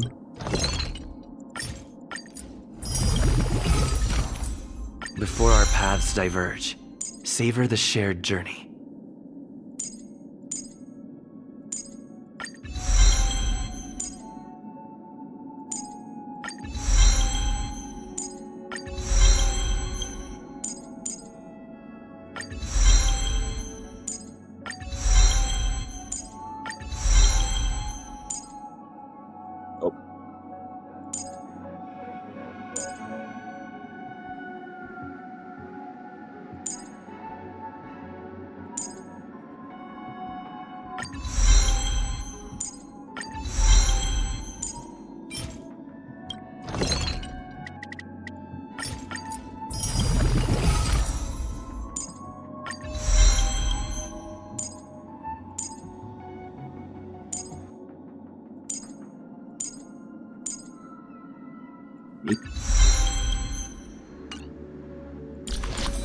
Don't have relics.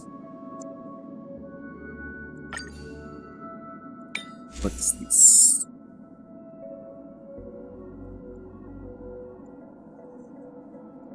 That makes sense.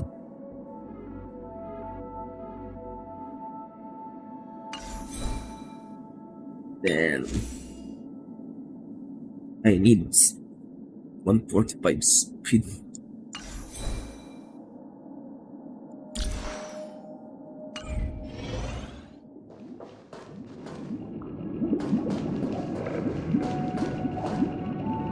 Does that mean he wants to fight us during the Charmony Festival? I'm afraid so. This is weird. Aren't Arc villains usually plotting some dirty conspiracy in the end? But he actually said something like, "In all fairness." Could it be that he's underestimating us? I mean, he is following the path of order. In my opinion, Sunday is deeply committed to his own philosophy and genuinely wants to prove that the order is right. I sensed a strong conviction and a desire for dominance in him.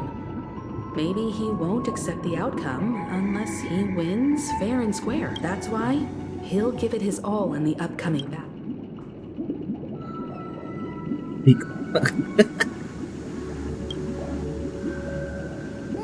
You. Every time an important moment arrives, you hesitate. We've even dealt with a Lord Ravager of the Destruction, so a follower of the Order won't be a big deal. Anyway, we can't leave the Stellaron unchecked. This is about trailblazing a bright future for Penacony and fulfilling Mikhail's and his predecessors' long-cherished wishes. Now that we've taken up the mantle, we can't afford to fail them. However, the same applies to the Order. Their plan didn't materialize overnight, and they have the profound collective consciousness of the planet of festivities behind them, a desire to dream, to slumber and escape reality. All those hidden emotions have given birth to the sweet dream of the Order.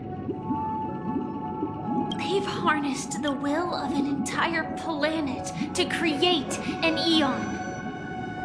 This confrontation is far more complicated than a simple power struggle. To secure Penacony's future, fighting on the stage alone is not enough. What do you mean?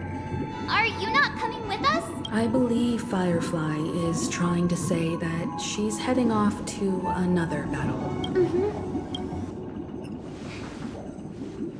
Before I left, the Destiny Slave told me that this journey would bring unforgettable rewards. Even though the script he gave me only had a few lines, I couldn't ignore them, because one of the lines said, "I'll experience death." What the? 3 times in the land. No, that's a lot of death flag. 3 times? This can't be serious, right? The first time was a painful death when I was stabbed by the Blade of Dormancy, which led to all subsequent events. The script will always come true, but in a way that will only be revealed when that page is turned. So now I've understood the meaning of my second death. And I am What's prepared that third to face one? it. If all goes well, my efforts will provide crucial support for you. Only by achieving victory in this battle can we secure a future for Penacony. And only then, my third and final death won't come true in the most terrible form. It's terrible form. The most terrible form? Does that mean... The true death, where everyone in Penacony loses themselves completely in the eternal sweet dream of the Order. We must do everything we can to prevent that. Have you made up your mind, Firefly? Yes. Otherwise, I wouldn't be here. Thank you again for your assistance for the Astral Express. May we meet again, in reality. Yeah. Farewell, everyone. May your trailblazing expedition never end. Firefly's cute. Oh, what's this?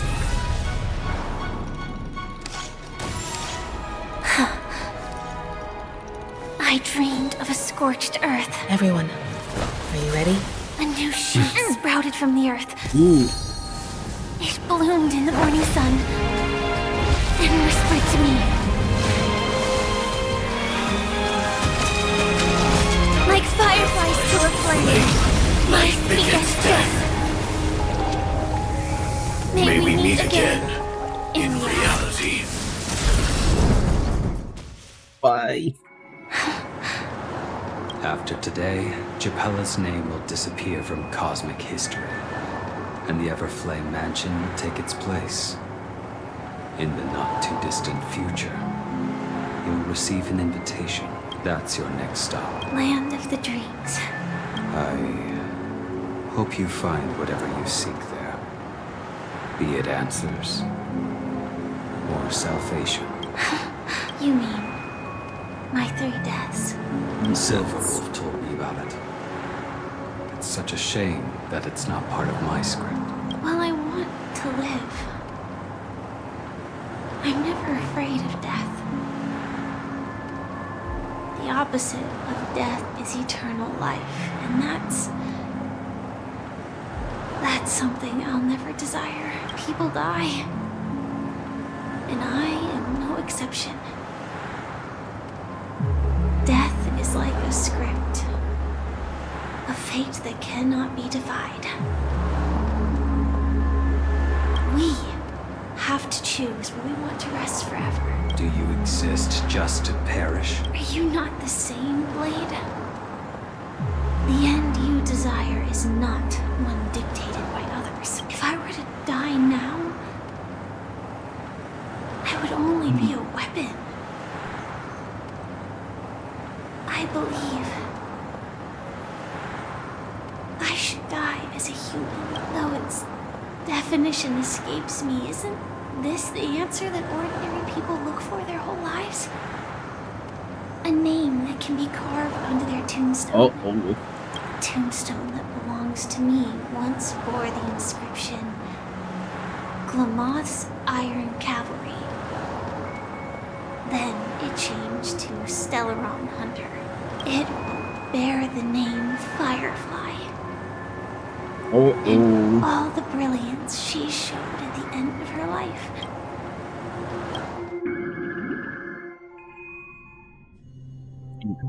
That's quite unexpected, old man.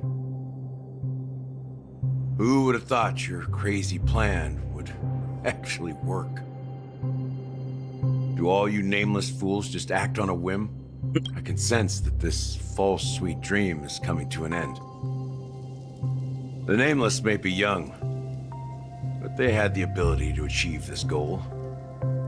Just like you did in your time. It's a shame you won't be able to see it firsthand. Maybe I won't either. Once something fictional is seen through, it ceases to exist. Yeah, not just those Nameless. Even Mr. Wings is just like you. Stubborn, won't listen or give up, no matter what. Well, fate is unpredictable, I guess. If we weren't bound by those cursed paths, maybe we could have had some good talks. But in the end, we managed to do it. And now we can find solace. Remember how those idiots cursed us? They said, "Go to hell, you worthless traitors." Well, I don't know if they really meant it, but if longing for freedom means going to hell, that's then actually I'll be the joining relic. you soon, you fool. Let's get together and have supper again in hell. Oh, I almost forgot. There's one more thing. Here's to you. A glass of hello and goodbye, Trailblazer. Oh, to the bye. imperfect tomorrow. It's warm here, isn't it? You're lucky to have found shelter from the rain. Let alone fresh berries in this desolate place. I was just following the scent of life. It's particularly strong in a place like this. It's a shame these berries don't have much flavor. Seriously? In case you didn't know, this fruit is pretty juicy. The only downside is that when you chew it, it becomes extremely spicy. Have you lost your sense of taste?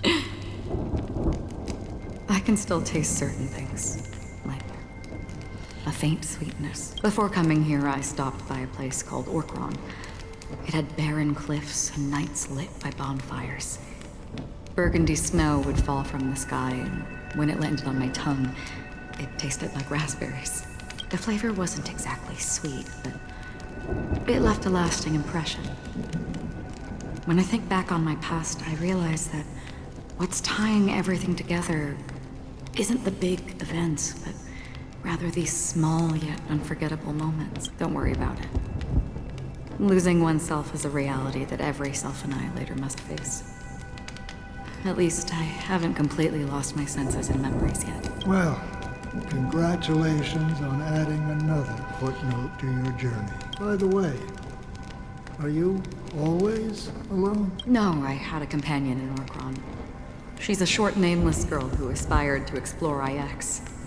She always said she'd walk a path deeper and farther than Akavili's. Quite an ambition for such a small girl.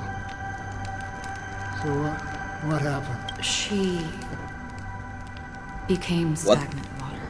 Well, my condolences. Condolences. I don't need them. The girl left with a smile. She never regretted her choice and most definitely wanted me to say goodbye with a smile. So, that's what I did. That's proof that you're grieving for... Or perhaps I'm just afraid. Afraid? I rarely sense that emotion from you. What do you fear? I'm afraid I'll forget the 30 days I spent with her. Just like all the other days in my life. Most of them have already washed away with the rain, disappearing into an unseen realm. I fear that those vivid red memories will fade away too. There isn't much color left. And besides this faint, warm red, there's almost nothing. Hard to imagine. A ranger accustomed to bloodshed, destruction, and chaos finding warmth in the red color. Because I have experienced this warmth many times. Long ago, I promised someone that I'd bring it to more people. And that for every remaining moment of my life, I'd strive for a better ending for all. As long as this red color still lingers, I have a chance to fulfill that promise. It represents a burning fire, blooming flower, the berries in this cave, and life itself, fleeting yet still dazzling. In the end, it will lead me beyond the horizon of existence. And on the other side, I will cut off nihility. What? The one blessed by the sleeping and shapeless is considering how to kill them. That's truly pure nihility. But you're right about one thing. After spending so much time near this stagnant water. When will this rain ever stop? Perhaps when the sorrows of the departed have finally quieted down, the sky will clear up. Distant parts. Have you heard of a planet named Biari Scamandros, Don Hung? It's one of the Paradise Kingdoms under the influence of the Harmony. A sought-after wonderland for the inhabitants of the Dardanu Major and Minor systems. Half an Amber era ago, the family held an unprecedented festival there. And after that, everyone on the planet became part of the family. Do you think the same thing will happen on Penacony? Yes. Or how else can we explain it?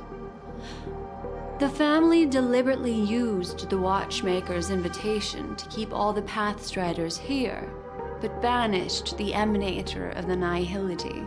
Because of the Nihility, I'm rarely affected by the power of other paths, but somehow I can unconsciously infiltrate them. Maybe that's the risk they're trying to avoid. I would disagree. Biari Scamandros is not part of the credit system or connected to the Silver Rail. It's nothing more than a remote civilization sheltered by the Harmony. But Penacony is different. If the family messes with Penacony, that would be like declaring war on almost half of the factions in the cosmos. They have no reason to do that. No, they don't. If they truly serve the Harmony, that is. What do you mean? The path in Penacony is impure. The Harmony here has impurities. Do you remember the Ancient Swarm disaster? Tazeront, the propagation, brought endless havoc to the universe, and it eventually evolved into a fierce battle among all eons. Two paths lost their eons in that war, the propagation and the order. Coincidentally, their downfall is related to a certain eon. Shipe, the Harmony. Legend has it that they participated in the crusade against the Imperator Insectorum, and devoured Anna the Order for unknown reasons. Holy Forgaroni. So you're saying that the two leaderless paths are working behind the scenes? But I don't see any descendants of the propagation in Penacony. Could it be that the remnants of Beyond the Sky Choir are hiding within the family, trying to resurrect a fallen Eon? Damn. This group is already deducing the issue. I can't say for sure, but they're definitely planning something for the Charmony Festival. This is getting way too complicated. Is this why you want us to leave Astana right away? Are you giving up? The Charmony Festival will start soon. There's one thing that I need to confirm no matter what. A warp jump is the best way to do so. Time is running out. I have another plan.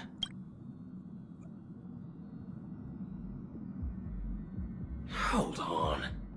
Are you thinking of using the Jade Abacus of Allying Oath? Exactly. The assistance from the Lawful Cloud Knights would be enough. What the hell is happening? Think it over carefully.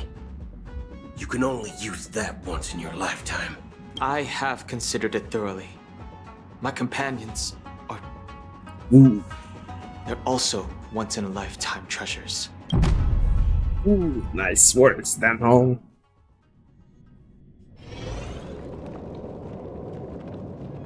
Three System Wars. Are you the only one here, my child? The Nameless is quite the diplomat. Our secrets have spread like wildfire within the family. And IPC starships are gathering towards Astana. This is a crucial moment for us. So, when is the chosen one who harmonizes varied sounds? What do you mean, Master? I'm right here in front of you, aren't I? You know, she was supposed to be the star of the Charmony Festival. In our plan. But the plan has changed. As her brother, I know she doesn't want to sing for the Order. What? So I'll take her place. You've always been wise beyond your years. I'm sure you understand the consequences of your choice. If you consider this a betrayal, well, there can't be two suns in the sky. I'll step up and take down the other sun if necessary. Do you believe in karma? If karma exists, then everyone has their own karma. You have yours, and I have mine. And my karma has nothing to do with you, Mr. Gopherwood. All right. Since you're willing to sacrifice yourself for her, I'll grant your wish. Well, the compromise came sooner than expected. Why? You and your sister were born as twins of the Order. And one of you is destined to follow this path to the end. Is this part of your plan? Of course. You're still as clever as you were when you were a child. The opening is near. Go, my child.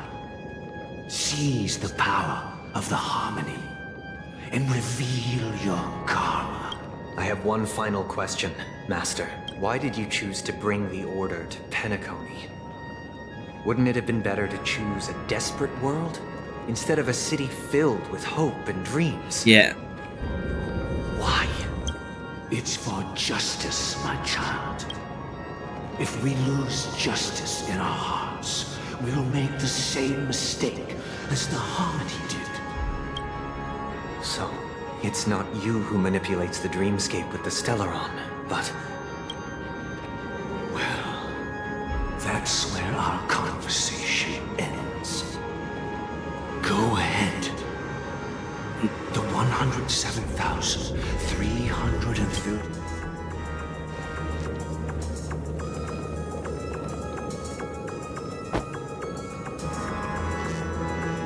It's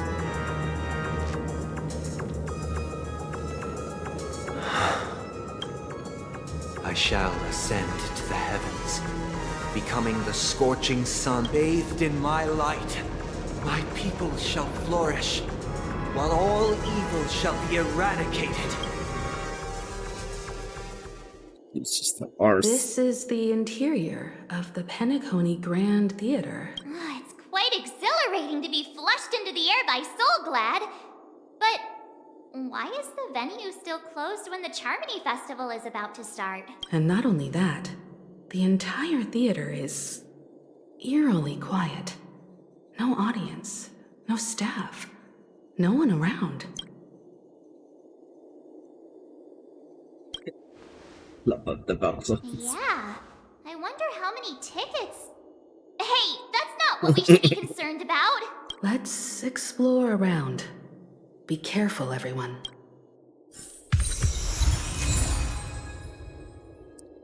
Either.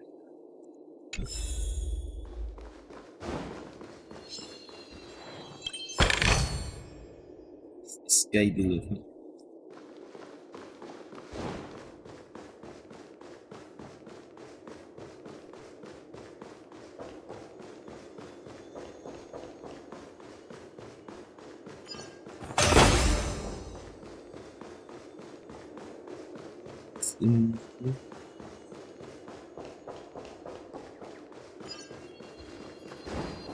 Gosh, the atmosphere here is so creepy and unsettling. Even if there's no audience yet, there should be some staff around.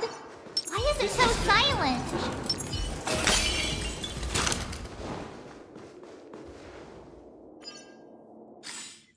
It changed to my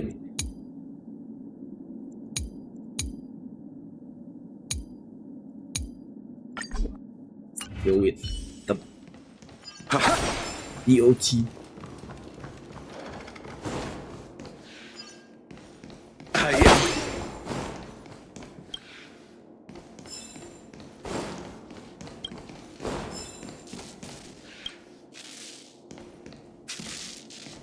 Prepare the later.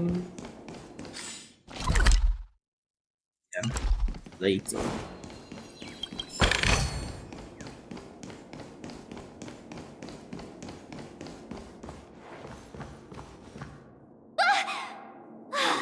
Yikes, they scared the life out of me.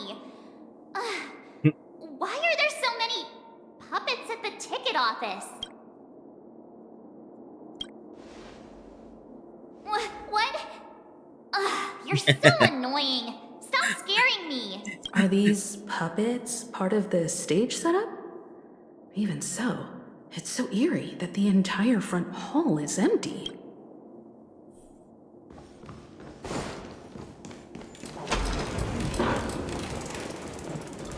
Something feels off. We're in the right place, right? There's no other grand theater in the dreamscape. So Sunday's messing with us? He said we'd have a final showdown on the stage, but why is there no one here? My apologies for the delay, March 7th. You scared me. Where are you now? I'm waiting for you behind the curtain. Following the Asdana tradition, I invite you to enjoy a stage play in 3 acts before the festival begins. Oh, not again. History is a mirror reflecting the universe's true essence. Let's use this opportunity to delve into the rich history of Penacony and the eons within it. Naturally, the future takes shape. Let us commence with the dawning of the world. After the Dusk Wars, darkness veiled the sky, and chaos consumed the earth. Enna the Order emerged, destined to restore all existence. That marked the first day.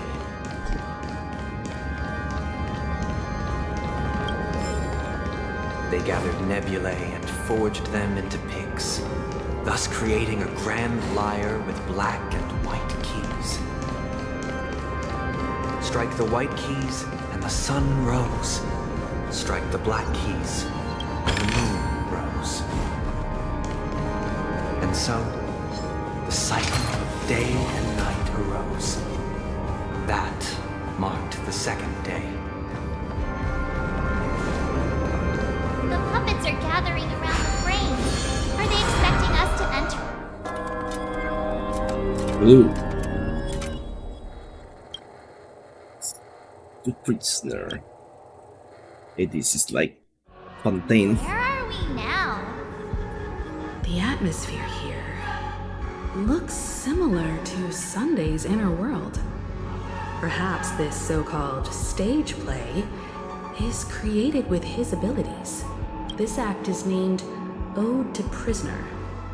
Given the atmosphere here, I believe it's about Penacony's past. I thought things were finally looking up as I managed to dodge prison during my recent trailblazing expeditions. But now it looks like I'll be back behind bars again. I genuinely wish to avoid a violent clash with my esteemed guests from afar. Therefore, I've arranged 3 acts before the situation becomes... Where shall we start?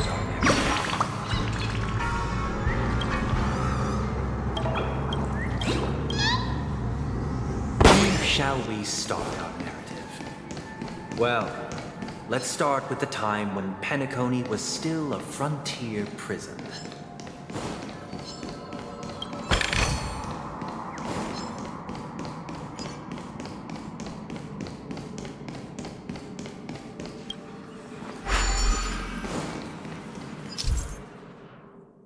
This.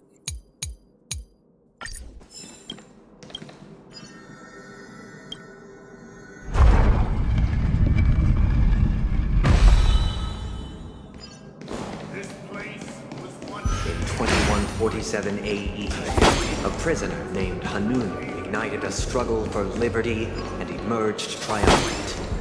IPC referred to it as the War of the Frontier, while the Asdanians dubbed it the War of Independence.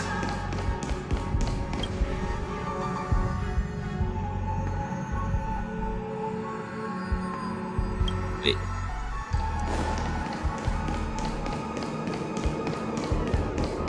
There's a chest.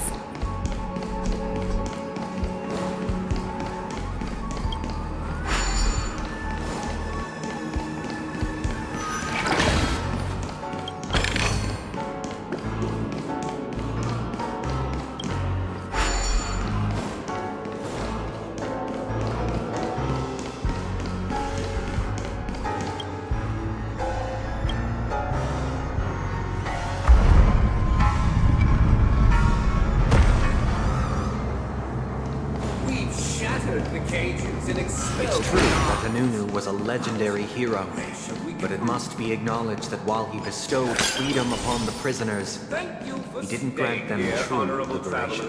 The 3 nameless stayed on the planet, endeavoring to spread the tenets of Trailblaze throughout the frontier prison. Alas, their efforts proved futile. Let's build another prison, not within the... Once again, Asdana was engulfed in war. This time, the enemies originating from within. The prisoners remained prisoners for the rest of their lives, fighting for freedom rather than living for it. I hope you like this land of freedom on a scorched earth. As you can see, their sentences have long ended, and the IPC guards have long been expelled. Yet, these prisoners remain enslaved, not by external forces, but by the confines of their own mind. Freedom permeates every corner, except fragile souls. It gives solace only to those who believe in its existence. Prisoners, this is my order. Learn the essence of freedom and teach your fellow prisoners to fight for their lives. Oh. For I desire not only your enjoyment, but also your assistance. You chose the wrong enemy. Ow. Attribution will find you.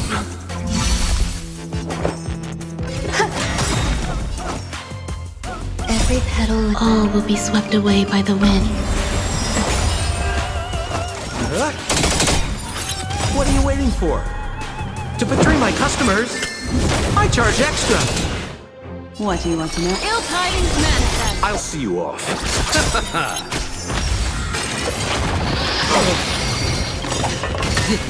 Eternal sleep. The dead return! There's more to life. Eternal. Memories are beneath the water. Lies an endless abyss.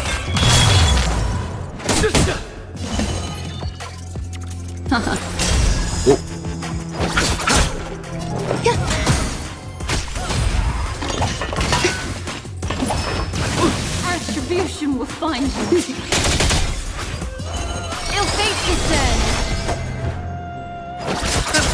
Some value. Stay away. Every petal, all will be swept away by the wind. More business, eh? What are you waiting for? To betray my customers, I charge extra. Ill tidings manifest. No one can restrain you anymore. You are free. Thus concludes the first act. Amidst a raging war, This must be how Penacony was constructed. With the aid of outsiders, the prisoners were finally liberated and established the land of the exiles. However, it appears that Sunday aims to convey the spiritual plight of the prisoners more than the physical aspects of imprisonment. This show is a bit too literary for my taste. But the battle part is quite easy to understand. Anyway, we've arrived at the exit. Let's go! Let's go. These puppets. Where are they guiding us this time? Secondly, they transmuted streams of stars into inked nibs, creating symbols to be pronounced and counted. They molded stardust into flowing rivers, assigning the righteous upstream and the unjust downstream. Thus, all things were marked, and the world learned to discern between good and evil. That marked the third and fourth days.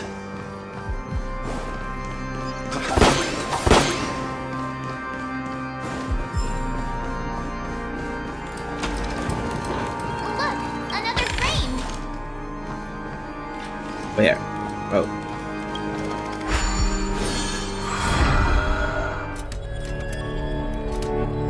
Act 2.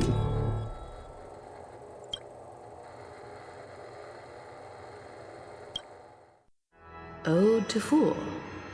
This must be the second act. The surroundings are different from before. The stage decorations look a bit tidier now.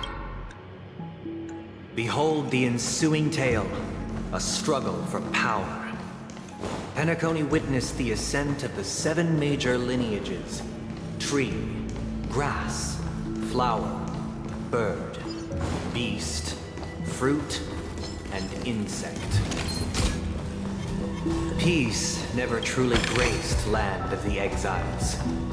The history in this era is rich and intricate, so please, the leader of the Alfalfa family sought to defect to the IPC, trading freedom for survival.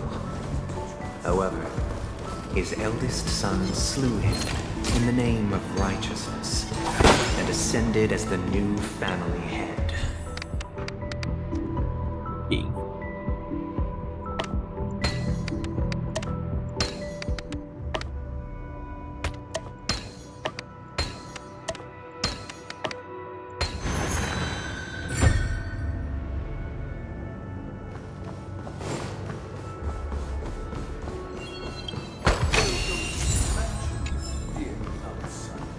land of the exiles was in disarray, besieged by both internal and external perils.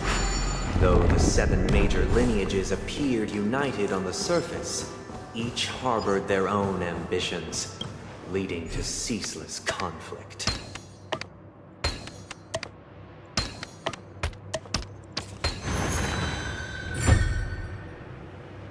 Another puzzle. Accountant!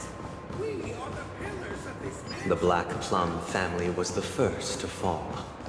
They withered away in the White Desert event, orchestrated by the Alfalfa family. Because Master shaped you from clay, but forged me from fire.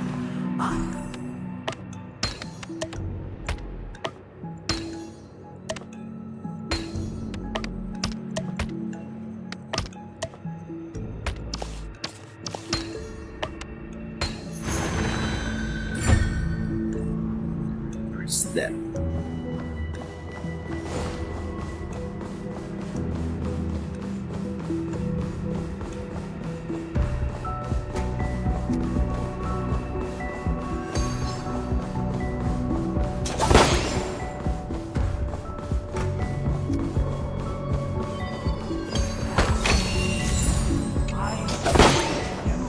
Only when Gopher Wood led the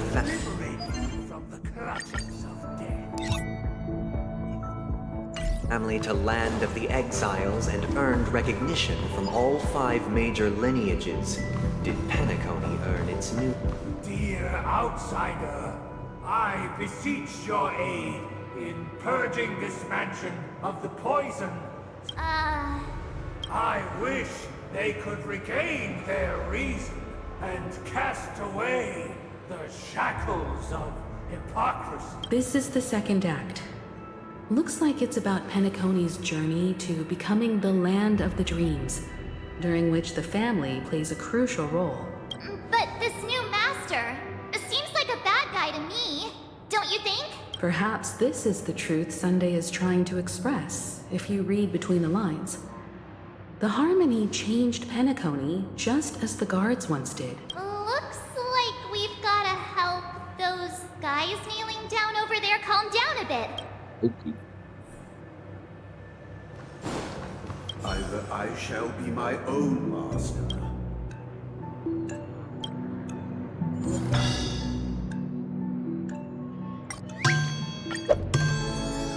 without a master. Master is no longer here.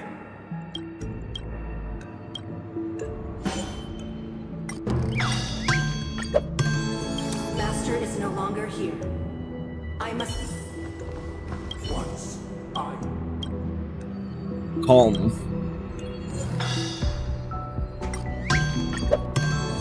My former master has long departed.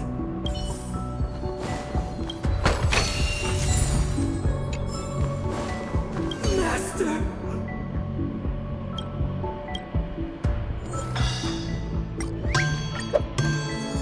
Master, now that you have gone,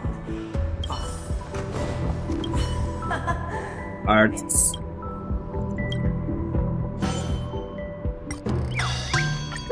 I shall sing for my new master. Thank you, dear outsider. Heed me, one and all. Your former master shall not cast aside the veils of hypocrisy and embrace one another. Get ready. Looks like another fight is about to begin.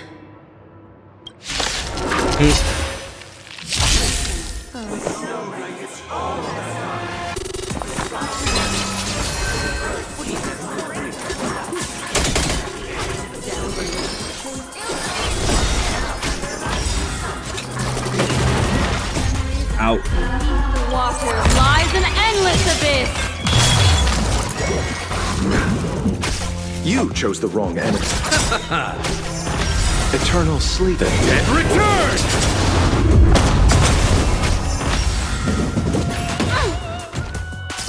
There's more to life.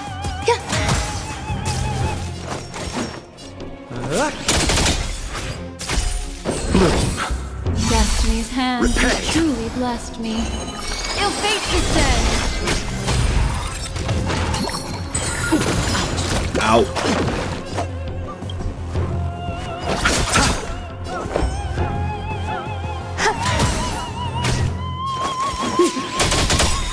What are you waiting for? To betray my customers? I charge extra. Ill tidings manifest. Nothing major.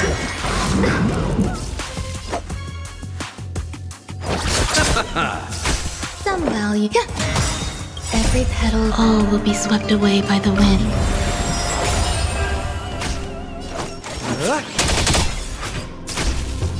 Ill fate descends. Beneath the waters lies an endless abyss. Strength and matter. Receive divinity. So this is the warmth of life. Eternal sleep. And return!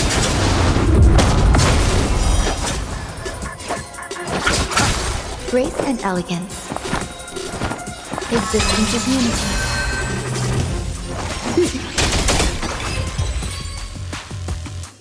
Alas, they remain but slaves till the very end, with the illusion of freedom. Thus concludes the second act.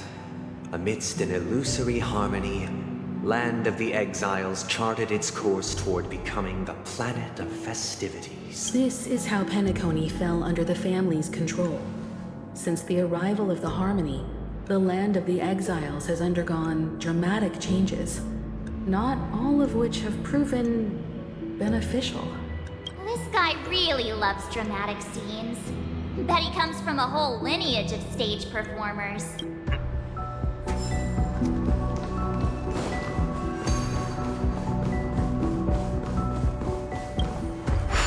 Enter the world.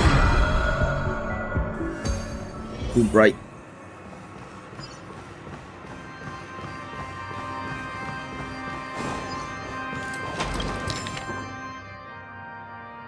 Lock.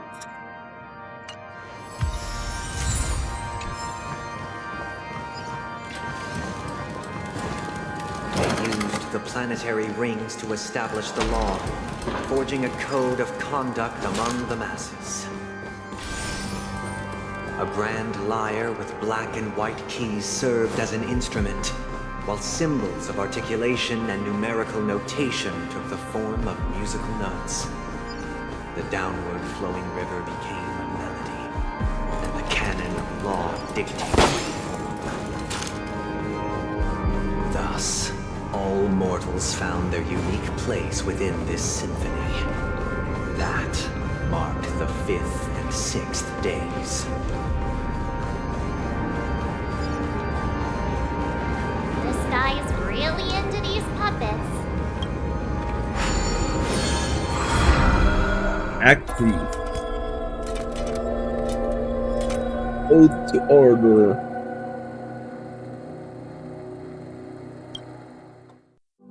Oh, I get it now.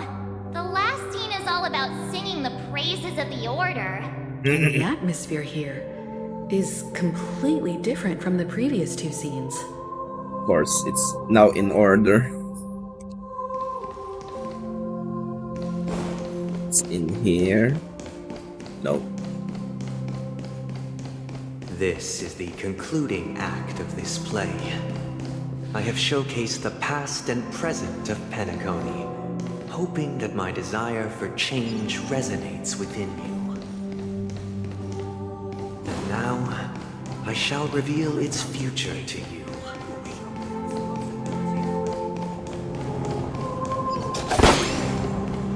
If the people lack foresight, we will make choices on their behalf and bear the responsibility.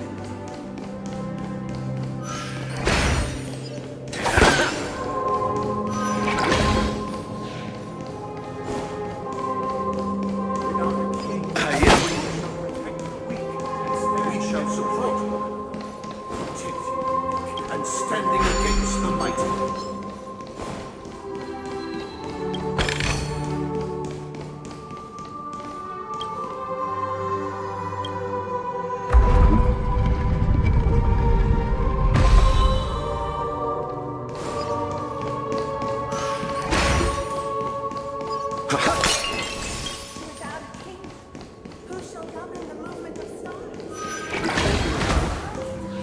Everything followed its natural course, and so it shall be. We no longer have need for we have become kings of all things.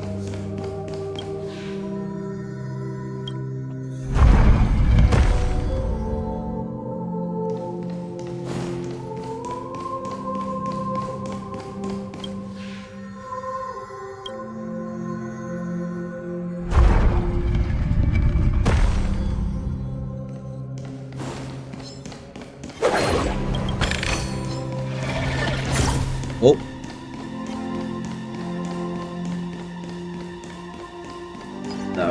Music here makes me more sleepy.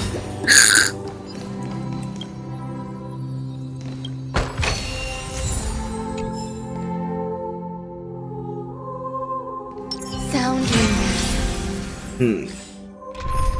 Let's change theme.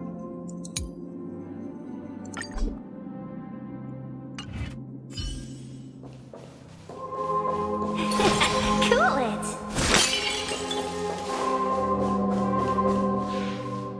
Hey, aren't we supposed to kick off a short story and have a fight here just like we did in the previous acts? Why aren't any of these puppets saying anything? Perhaps we'll need to complete the story ourselves, just like we did before. So, do you think they're mine? To make them angry.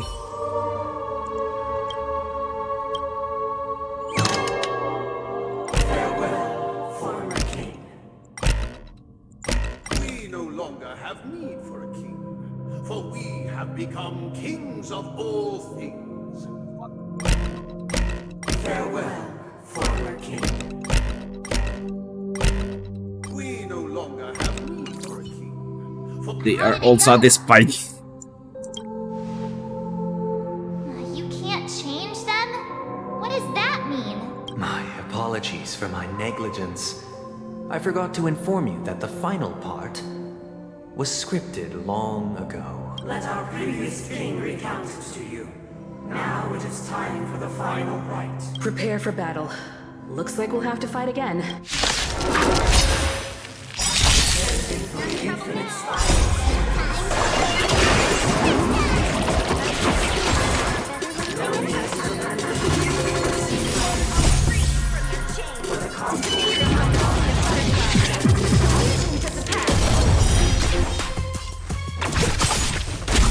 Don't mess with me.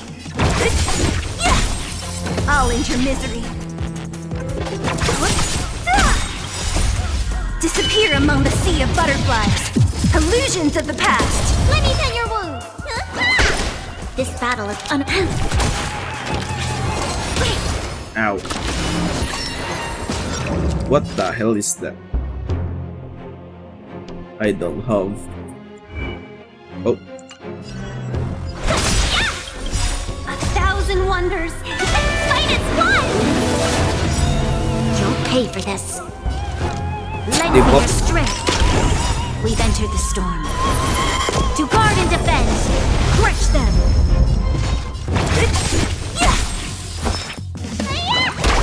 Let's be friends.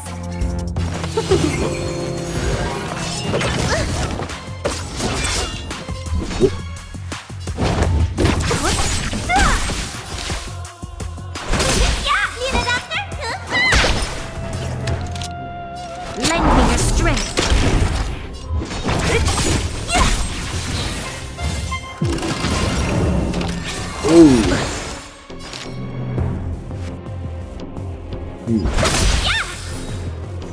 This battle is unavoidable. Lend me your strength. Disappear among the sea of butterflies. Illusions of the past. That's In the hushed expanse of a nocturnal reverie, I leave faint traces behind. No need to remember me, or to recall the essence of dreams. What is mine shall wane, while you shall transcend its delicate nature. This is the final scene. It's much more straightforward. He wants to expel the harmony and establish an empire based on the order. Let's go. Once this stage play concludes, it'll be time for the main event. the Charmony Festival.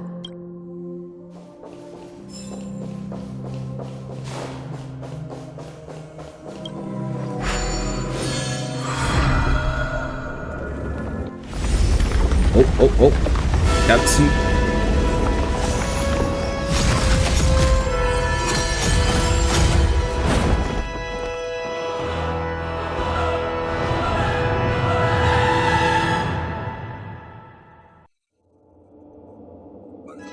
They imbued the world with meaning, perfecting all things in the heavens and on earth. Then, they rested from the labors of creation. Yet, all beings cried out to Enna. Under the banner of the Order, you have defined all things in the cosmos. But this made us realize that we are but puppets in your hands. Thus, on that day, all beings united and cast the Eon into the abyss of oblivion. This Grand Theater looks totally different. Is this the power of the Order? Everyone, get ready. This could be a tough battle. That battle?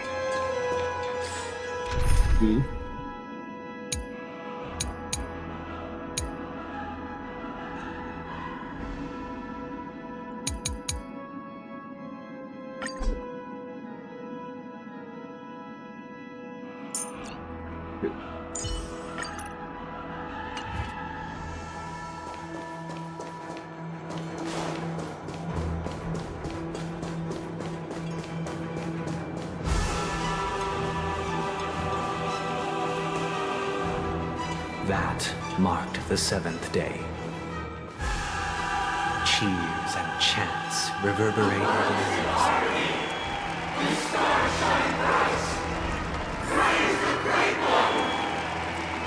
What the hell?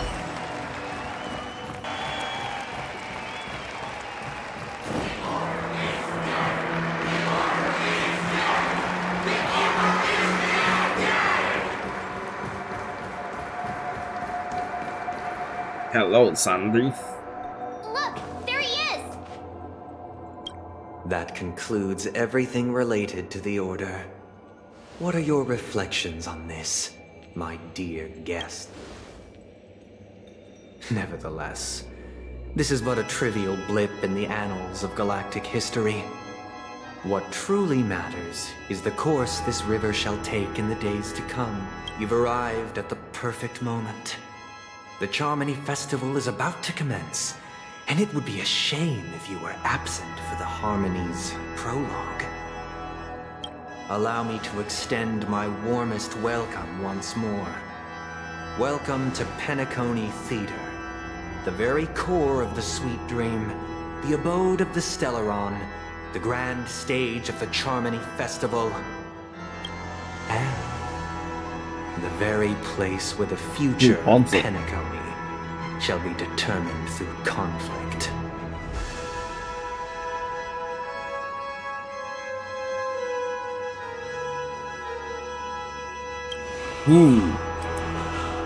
Your unwavering faith in the Trailblaze is truly impressive.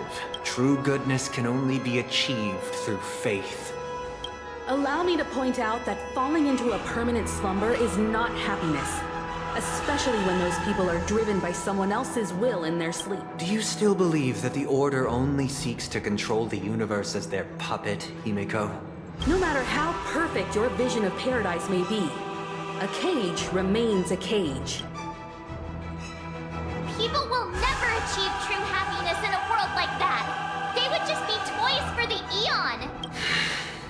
It seems you have misunderstood my intentions.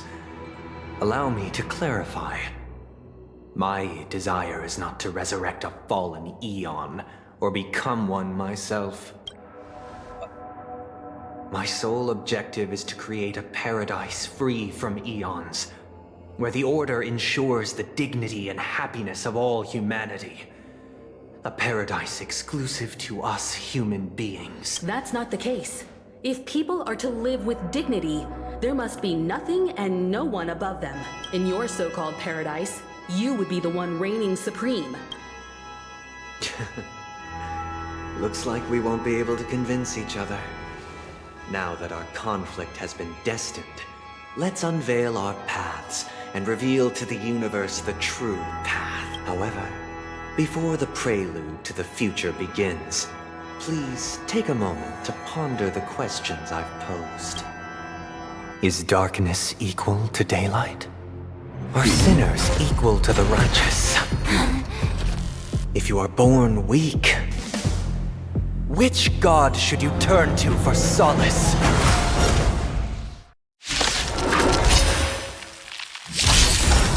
We're in trouble now.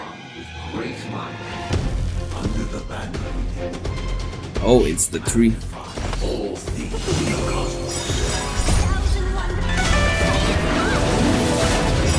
Oh.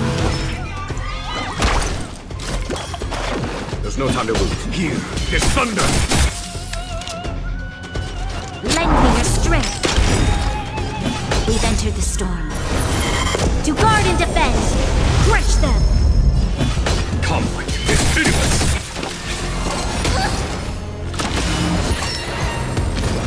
Uh-oh. Welcome, customers. Yeah! Let me tend your wounds.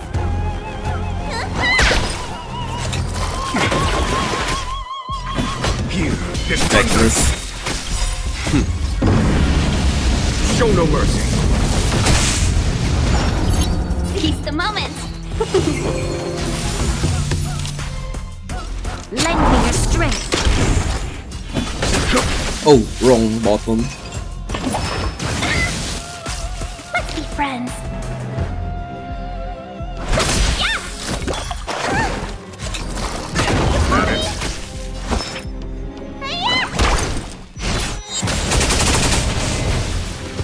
Conflict is pitiless! Lend me your strength. Here is thunder! Welcome, a thousand wonders to raise your fight as one. What's your prescription?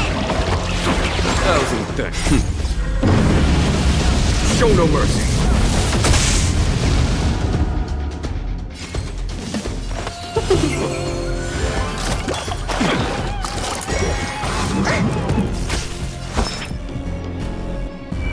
Oh.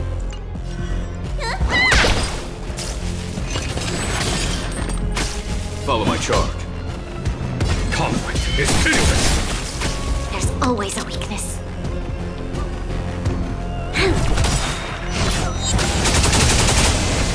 Let's be friends. We've entered the storm. To guard and defend, crush them!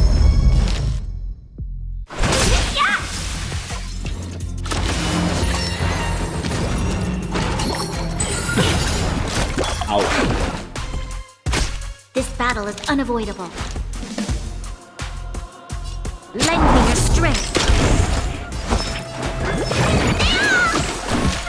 Better late than never. Here is thunder! Welcome, customers. That it? Need a doctor?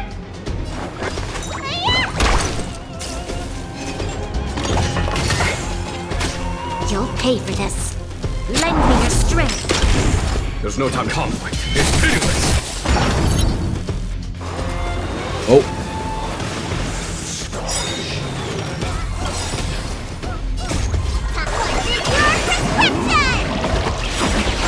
Better a thousand wonders to fight as one. Show no mercy!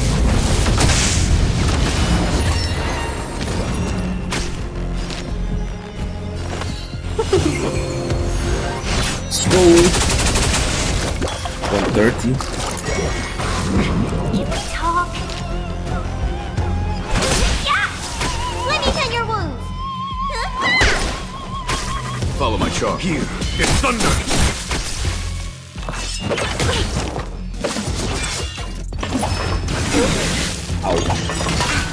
We've entered the storm. To guard and defend, crush them! Talk. Let's be friends. Yeah!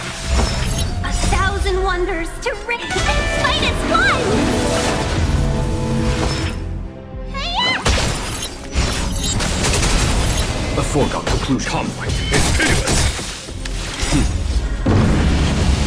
Show no mercy. Lend me your strength. Here is thunder.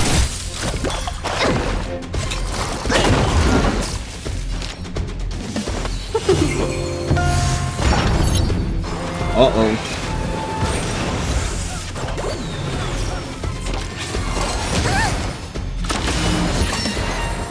Uh-oh. Conflict is pitiless. Uh-oh, no skill points. Nice! My lucky day. Troublesome. Is that it? Need a doctor? Yeah, I need that doctor. 1,000 thanks.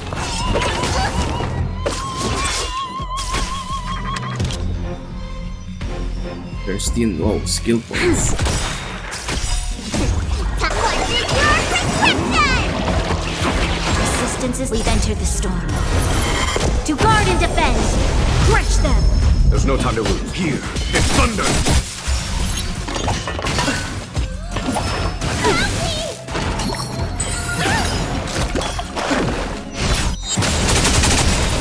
Nice.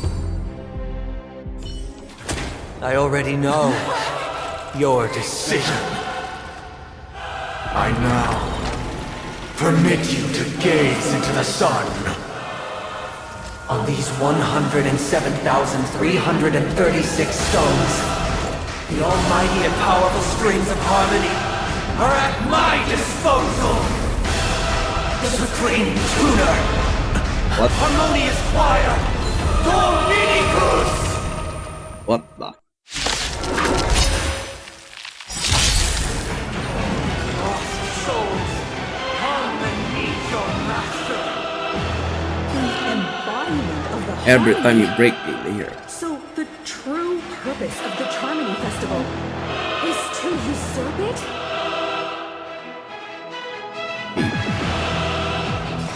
That's an interesting mechanic. Let me tend your wound.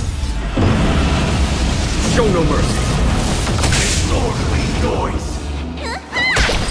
Follow my charge. Conflict is pitiless. Noisy. I'm glad I brought Jingyuan. Here is thunder. Noisy.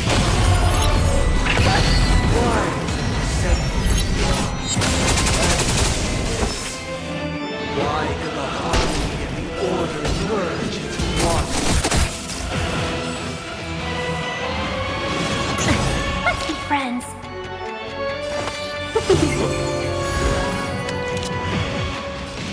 Lend me your strength. There's no We've time to entered lose. the storm. To guard and defend. Crush them. Here is thunder. Because neither side could tolerate discord. Ow. Show no mercy. 1,000 wonders to ring and fight as one. Talk. Welcome, customers. Customers.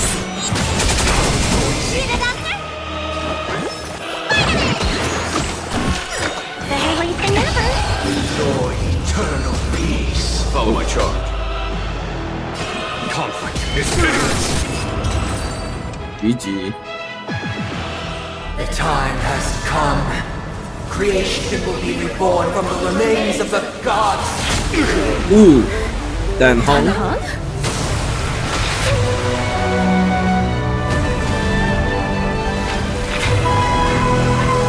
Radiant spirits, Ooh. heed my word. It's Jingyuan.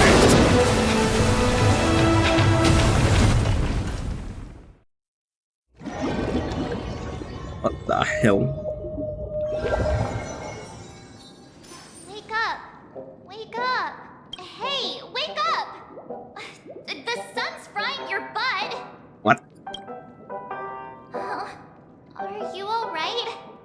Can you hear me? Do you remember your name? I do remember it. Oh, not good. Try to remember. Your name is... All right. Stop joking around. The Lightning Lord may be all-powerful, but they're not going to cause sudden memory loss. I'm just glad you're okay. It's a long story.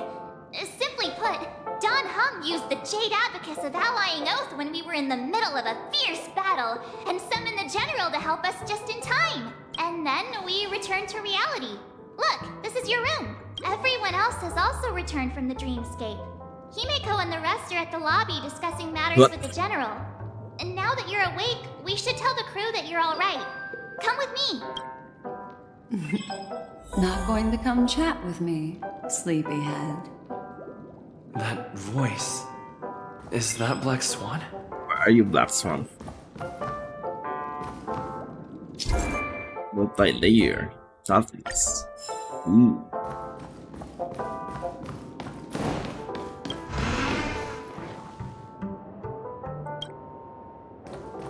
Hey, where are you going? It's Black Swan. Hey, we meet again, sleepyhead. What's Miss Black Swan doing here? Nothing, Miss March. I noticed he was awake and wanted to check to see how he was doing. Though the strike from the General was timely, its destruction was also immense. When emanators collide, ordinary people inevitably suffer. But, luckily for them, the dreamscape is my home turf. Thankfully, I managed to get everyone out before the harmonious choir collapsed. Oh, so that's what happened. Thank you, Miss Black Swan. Don't mention it. After all, I wouldn't want to see such precious memories vanish.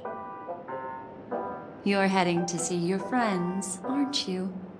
Would it bother you if I walked with you for a short while? Of course not.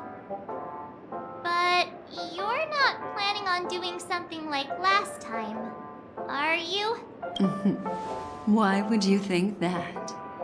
I've never harbored any ill intentions. Well, not when you are around, anyway. Himeko and Mr. Yang are What do you probably mean still by that? busy. Let's go look for Don Hung first.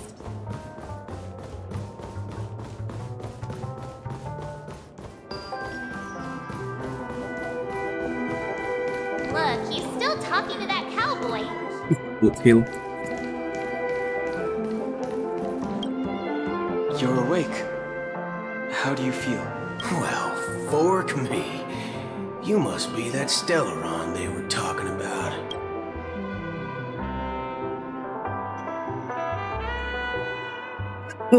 What the f? I didn't mention anything to him. Partner, you got it all wrong. I heard it straight from the memo keeper. Allow me to introduce him to you.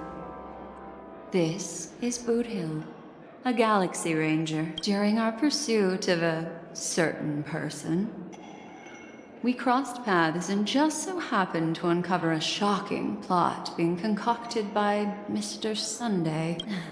Which is why we sought you out, to help the Astral Express save the world together. No need for thanks.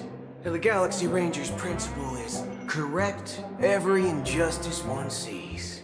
That's how you lot in the Xianzhou put it, right, Don Hung? More or less. Wait, hold on a sec. This is the first time I'm hearing about this certain person. Who are you chasing? And why would that lead you to the Express? It's Acheron. Good question. It's, who was it again? Don Hung. Do you remember? You're looking kinda sus. No, that ain't it. I just can't seem to recall. Weird. My neurochip hasn't registered any malfunctions. Neurochip? Oh. I can't seem to remember either. Acheron deleted their memories. What's going on? Forget about it. If it slipped all our minds, reckon that person was just a minor scoundrel. Unimportant. Ain't gonna stop us from piecing together the story anyhow. Yes, when the dust settles, I'll just think of a way to recall it in the memory zone.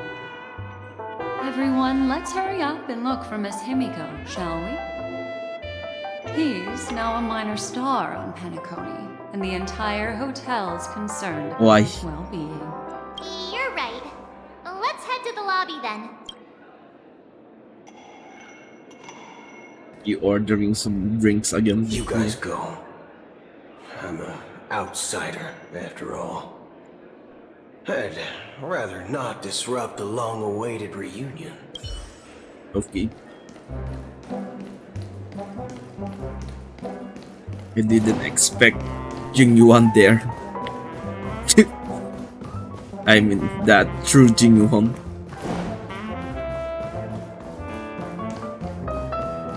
Why isn't there a sugar-free soda?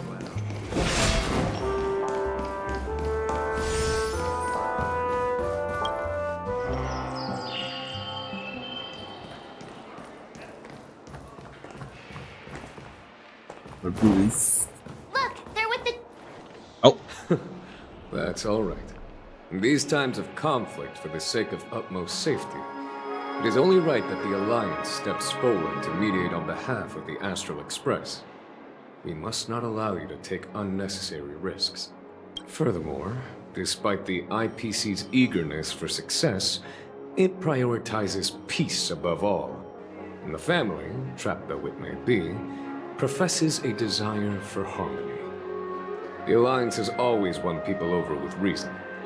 I firmly believe both parties can indeed put aside their differences and come to a peaceful agreement. The General possesses a deep understanding of the greater good. With the Cienjo Alliance mediating, peace for Penacony is within reach. You flatter me. But ultimately, it's been all down to the Express. Without your efforts, this sweet dream paradise would have been claimed by the last remnants of order before there was even a shot at peace. So, don't we have a cutscene where the Alliance just teleported there? Well, would you look at that? Here comes the big hero.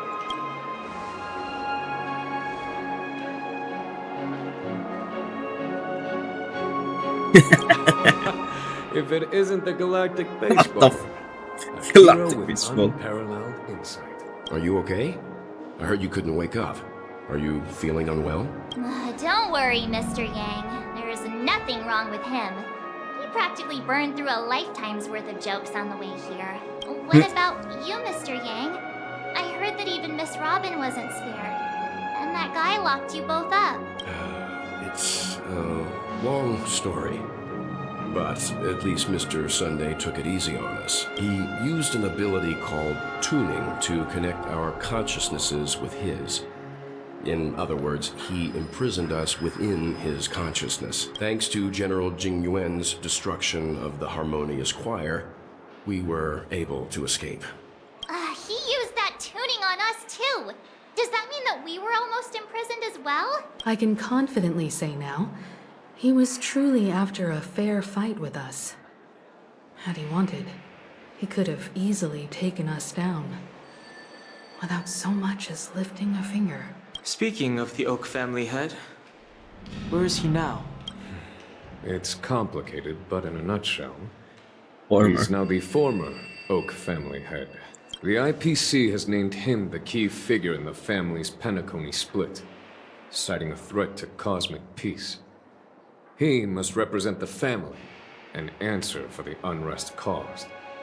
His trial is set to take place at Pier Point. The family quickly labeled him and the remnants of the Order as enemies, declaring the turmoil an internal rebellion.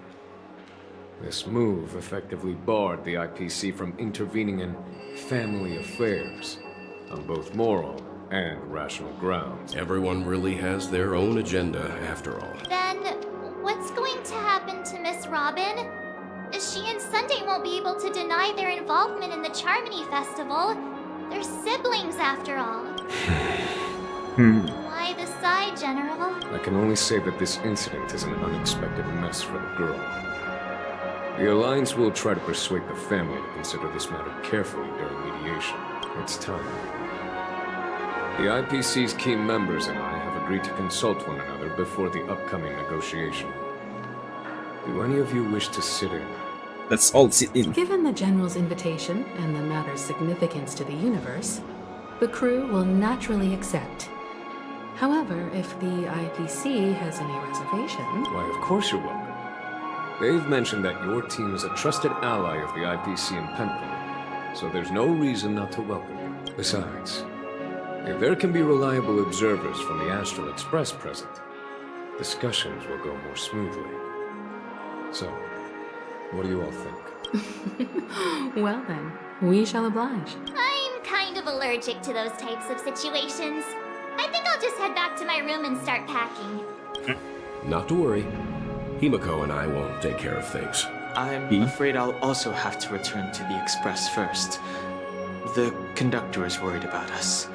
It's best I go and explain the situation. Thank you. What about you? Will you join Welt and me? Can I? Great. Although I'm not too sure of the reason. The representatives from the IPC have insisted on his presence. Allow me to lead the way. Follow me, please. Why? The negotiation will commence at the hotel lobby. Everyone, please, follow me. It's the hotel lobby. How do I...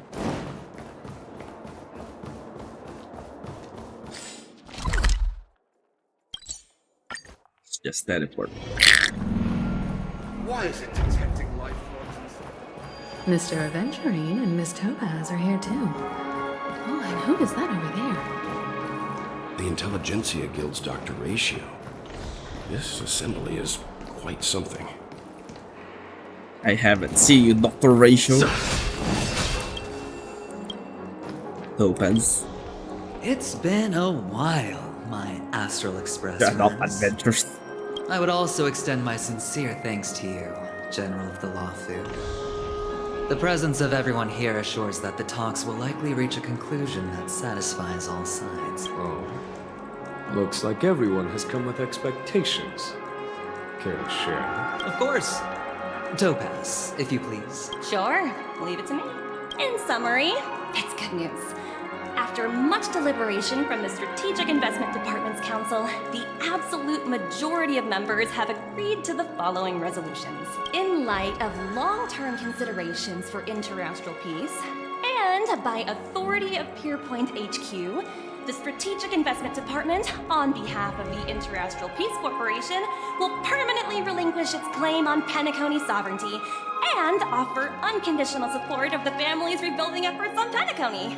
What? Now that's something.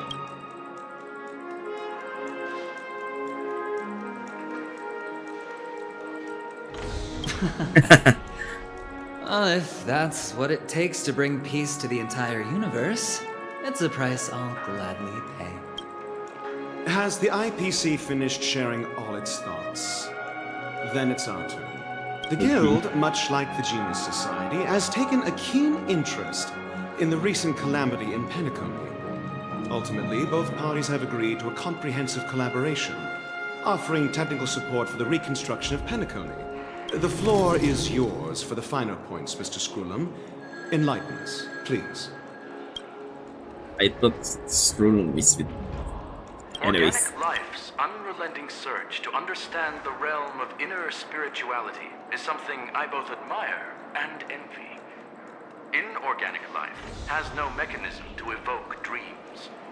But when my mechanical impulses are activated, my inspiration circuits will start to operate, and I will enter a state defined as imagination. Every time, within the realm of imagination, there emerges a fire from the shadows. It is warm, bright. I frequently ponder this flame might represent the essence of intelligence. a cluster of inspiration ignited by high temperatures. The future direction of the universe may well lie with... Alas, they are nothing but projections of my thought system to me. Desired, but unattainable. But after learning of Penacony's accomplishments, I have come to realize that the flame is not beyond my grasp. After deliberations with my partners, we have decided to defer the progress of the Simulated Universe project, and instead assist the Intelligentsia Guild as technological consultants in the research of the Dreamscape and Memory Zone, so that these assets may be better used to serve humanity. Not only that, we've also established contact with the Garden of Recollection through the IPC, and they've pledged their support for our research endeavors. I'm truly happy for the Dream Chasers on Penacony. The cosmos' brightest and, let's admit, dimmer intellects are now at their service. Agreed. It's hard to imagine members of the Genius Society taking an interest in such mundane research. Never mind. At the end of the day, this is a positive outcome. It's a dream. No wonder everyone insisted that he be there. It heartens me to learn that everyone is willing to put aside their differences for Penacony's plight. I trust that everyone will surely reach consensus in the upcoming negotiations. Looks like Penacony's future is decided. I'm wondering, is there anything else the crew is concerned about? Stellaron. Peace is our greatest wish. Beyond that, we desire nothing else. What happened to the Stellaron? Now that everyone's minds are at ease, I shall take my leave. You may now depart with peace of mind. If that's the case, it appears that we have nothing else to worry about on Penacony. Looks like it's time for us to embark on a new voyage. Sounds good to me. You two head back to the Express first. I'll pick up March and deal with the checkout procedure. Oh, also, Miss Black Swan, you have a matter to discuss with me, yes? Nothing escapes your attention, Miss Navigator. You've been with us this whole time, huh? In any case, he and I will be waiting for you and March on the Express. Let's go. Our time on Penacony has come to a fruitful end. What about the Stellaron? Penacony's journey ends here. I guess it was pretty fruitful. I am truly happy for the Dream Chasers on Penacony. This is all due to your heroic deeds in Penacony. Everyone's been moved by your integrity and selflessness. Well, seems the dust is finally settled, no? Well done, friend. Friend up. Okay. What happened to Firefly? Meeting is about to start. We're all waiting for you. When did the Express become so lively? Yeah, wait. Ahem. Looks like everyone's present. Let the navigation meeting commence then. This a meeting to decide our next stop? How we doing this? By show of hands. Why are you here, Blue Hill? Hold your horses, cowboy. It's for those to decide. Allow me to explain. Mr. Boothill and Miss Black Swan submitted a request to temporarily travel with the Express for their own personal reasons. As you all may know, the Astral Express never declines any passenger whose heart yearns for the distant stars. Therefore, they will be traveling with us for a while until they reach their destinations. Whoa, the Express is going to be much livelier now. But, Miss Black Swan, you better not use your memo keeper abilities to pull any pranks. Understood, Miss March. I promise you, you'll never see me in your room while you're taking a break. What? Don't! You're freaking me out. All right. Now that everyone's met everyone, we can continue our navigation meeting. Lastly, Pom-Pom wishes to thank everyone. If it weren't for you all unearthing the truth about Penacony, Pom-Pom would have never known where Mikhail and the rest had gone. What they had to go through was regrettable, but I reckon they all fulfilled their wishes. And it was thanks to all of you. Thank you, everyone. Now then, we come to the crux of this navigation meeting. We must decide on the Express's next Current stop. options. Let me introduce our current options. The first choice is from Himiko, the oceanic planet of Lushaka, a planet composed entirely of water. Many aquatic races reside there. Of course, it's also like the home Fontaine. planet of the venerable, nameless Mikhail. The second choice is the agate world Melustanen, suggested by Welt. It's famed as one of the initial sites of the Stellaron disaster, and the place where the beauty Idrilla ascended. Today, it's celebrated as a planet of undying allure. About there. The third choice is Edostar, a planet nestled within a vast ion storm region, currently under assault by the Antimatter Legion. What? However, the distress signals from there have recently ceased, prompting the IPC's wish for us to check in on the situation. All three are interesting. The last choice, courtesy of Black Swan, is the glass belt Petravia, a massive belt of asteroids that was turned to glass by the Lord Ravager Zephyro. These days, it's apparently known to house one of the branches of the Morning Actors Troupe. Ooh, so many options. I'm seeing stars already. Next up, everyone will select the destination that they wish to visit. And then we'll put it to a vote. What the? That's the choice matter here. Yeah, last belt. Looks like a March 7 planet. Or, I mean, destination. Edostar. Though the fact that the distress signals have ceased means we're probably too late. But I still think we should investigate the situation there. Yes, I agree. As Nameless, should we not extend a helping hand? You and Don Hung make good points. I'll throw in a vote for Edostar too. If that's the general sentiment, then we should indeed investigate. Oh. I vote for Edostar too. All votes for Edostar! Looks like we have a winner! Next stop, Edostar! Then this navigation meeting is adjourned. I'll go check the warp jump coordinates. Everyone can catch up on some rest in the meantime. Did they use the general? When it's time to make the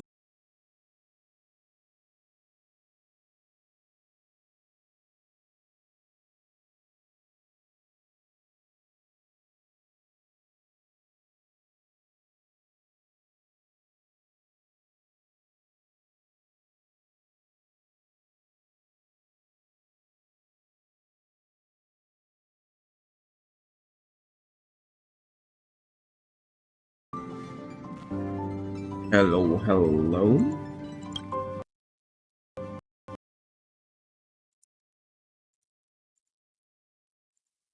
What happened?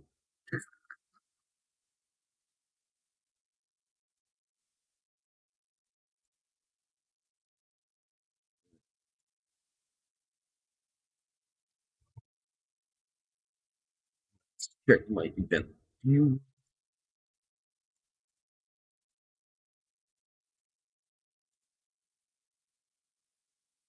That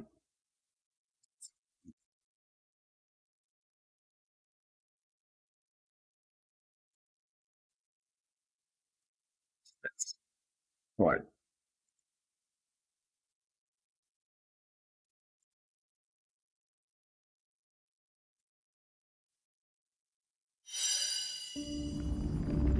What is this black?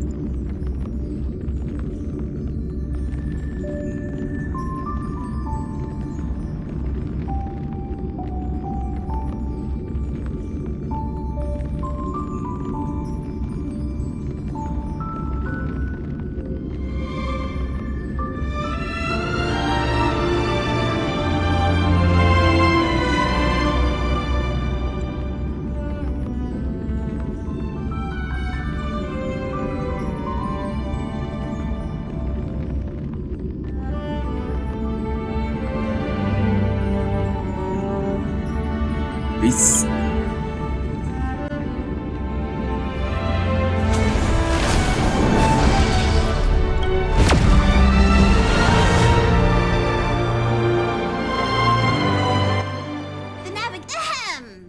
Looks like everyone's There's some meeting to do. Hold your horses. Okay, I can choose again. Allow me to, as you all may know. Whoa. All right. Firstly, Pop, what they had to go. Now then, the first choice is the second choice. The third choice is Edo Star. The last choice. Ooh. Next up, Try to use the glass belt. Black Swan has arranged to meet a morning actor there. I've heard they're preparing a special performance. I wouldn't mind going to enjoy the show. That type of performance isn't really my cup of tea, but I'll let you all decide. I'm really interested to check out this troupe's performance, but it really sounds like the Edo Star is in a lot of trouble. As Nameless, should we not extend a helping hand? March is right. Though the fact that the distress signals have ceased means we're probably too late. But I still think we should investigate this. 3 votes for the glass belt, 2 for Edo Star. Looks like we have a winner. Next up, the glass belt, Petravia. What is actually the... Then this navigation meeting is adjourned. I'll go check the warp jump coordinates. Everyone can catch up on some rest in the meantime. When it's time to make the jump, Pom-Pom will make an announcement. There's still some time before the jump. What should I do? How about a chat? Over here.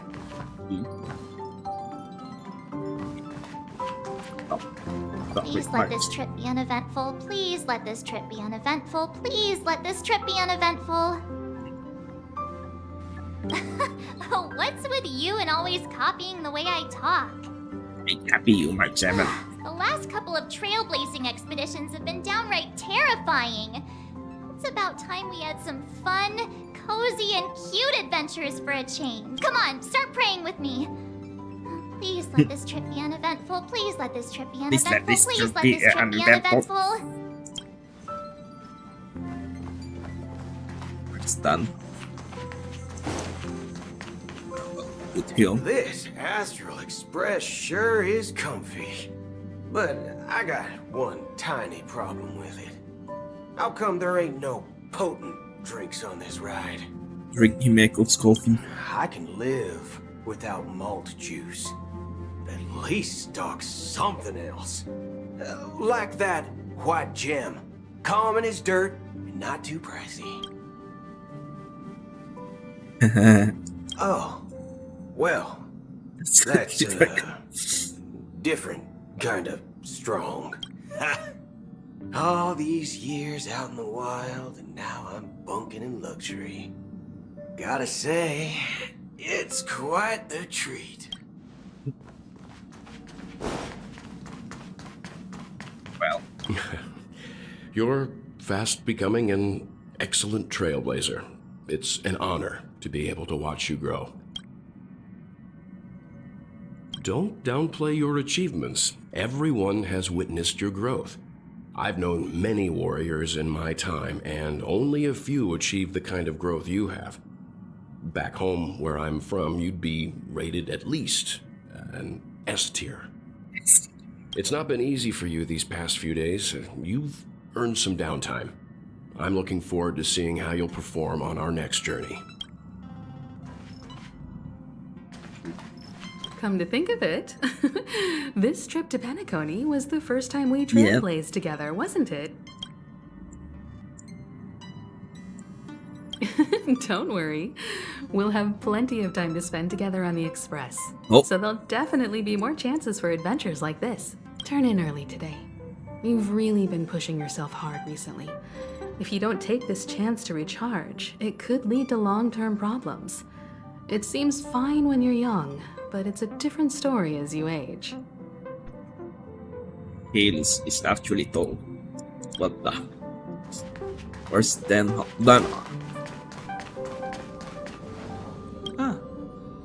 For some reason, I'm suddenly stricken by the feeling that we haven't crossed paths in quite some time. Yeah. I should have known better than to expect anything serious from you.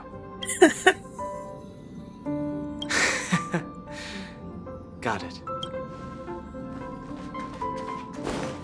Nice one. Oh, you're here. Seeing your reflection among the stars in the porthole really does seem somewhat surreal. How about it? This journey of beautiful dreams. Was it to your liking? What the? There's a rich scent of curiosity here. Such memories can be irresistibly captivating. So, how about you hand that small parting gift back to me? I'm quite eager to have it back. Actually, what happened to Sparkle? What's this? Oh. Oh?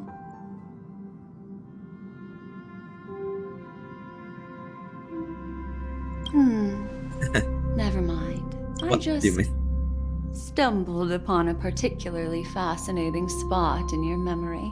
What? Before I explain, I would like to apologize to you. This farewell gift I gave you isn't really a compass from the memory zone. Empty light Merely cone. an empty light cone. Remember when we entered the hotel in the dreamscape for the first time? And I procured a few trinkets from your companions. Their functions are similar. This way, I can always be attuned to your location, ready to assist immediately if you encounter any threats. But this is not its most intrinsic function. Light cones are slices of light used to encapsulate solidified phenomena. This empty light cone is the same. It can etch your memories in their most vivid form, and then allow me to admire and manipulate them, turning them into unique mementos. All the world is born from the power of mind and soul, and that power is memory.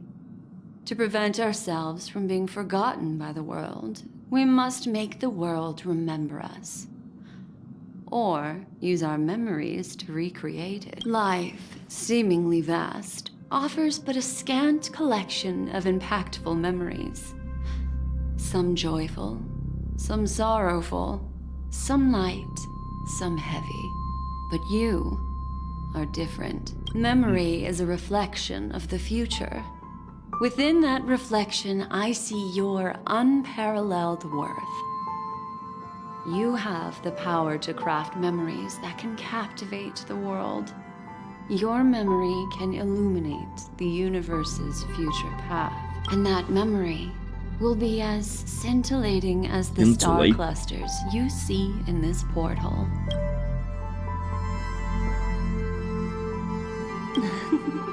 Oh, How adorable. adorable. What? But do you know the deeper meaning behind it? The reason is simple. In this grandiose and ostentatious dream of the families, only you personally experienced the entire course.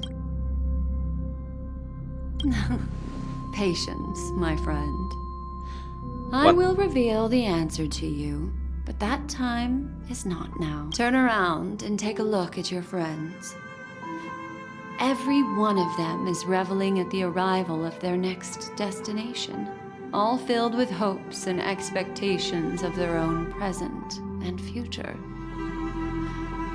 Revealing everything at this moment would be a bit of a buzzkill, wouldn't it? I'm looking for an opportune time, a time when you're totally at ease. Perhaps when the night grows hazy and you're about to drift off would be the most opportune. How about one fine night? I will prepare the candles, aromatics, and even a cushy couch to create a cozy dreamland for you. What? And then I will tell you the answer in the form of a little bedtime story to lull you to sleep. Hi, is about to make the jump. Please be seated and hold on. It looks like we're finally about to set off. There are countless gleaming memories out there waiting for us. Why don't we just leave it at that for now? For now. That's right. As a small token of compensation for playing that little trick on you with the empty light cone, I will gift you with some words. They hold great significance to me. Life is akin to a winding labyrinth where memories serve as our sole companions. You'll remember these words dearly, won't you? In the year 2158 of the Amber Era, the first year of the new epoch, the universe resumed its intended trajectory. The kindling of conspiracy smoldered in Penacony, the land of the dreams.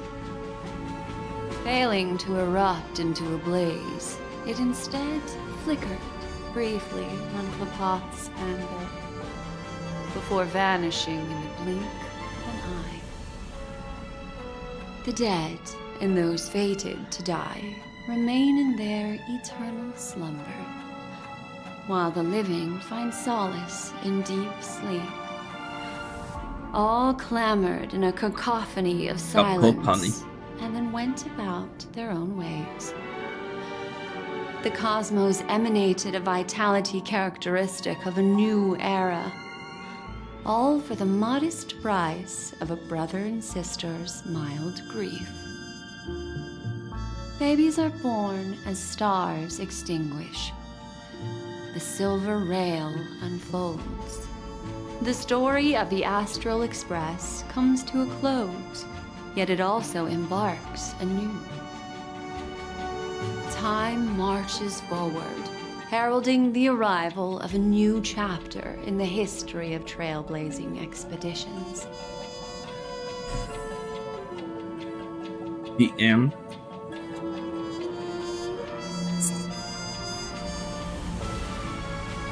What? What?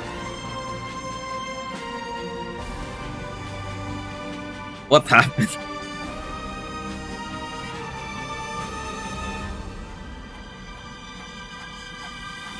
What?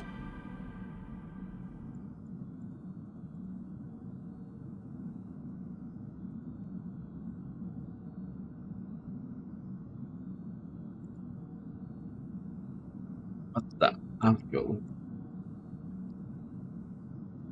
Did they choose a bad ending? Countless shooting stars streak the sky tonight. If you can pick the right one, it will carry your wish to thousands of distant worlds. You're feeling very relaxed now, aren't you? So, then, it's time to tell you a little bedtime story. Well, let's start with a conclusion. The crew was defeated in the battle against Sunday. Everyone in Penacony failed, and no one survived. But don't panic. The truth, as horrifying as it may be, is not yet irreversible. There's still a glimmer of hope, and that's why I'm here. Next, I'll use this empty light cone that carries all your memories to relive everything that happened before. And when this story reaches its end, I'm sure someone as clever as you will notice that. There's a major flaw in the story you have experienced. Yet, within that flaw lies a glimmer of hope. Are you ready for it? Do you remember everything? When the clock turned back, the Express started a warp jump, sending you to a strange dream. You were bewildered back then, and then a Galaxy Ranger named Acheron showed you a way out. When you arrived at the Reverie Hotel, you met the doorman Misha and had a confrontation with Aventurine, an IPC representative. Thankfully, Acheron appeared again and helped you. After that, you saved Firefly and explored Penacony together.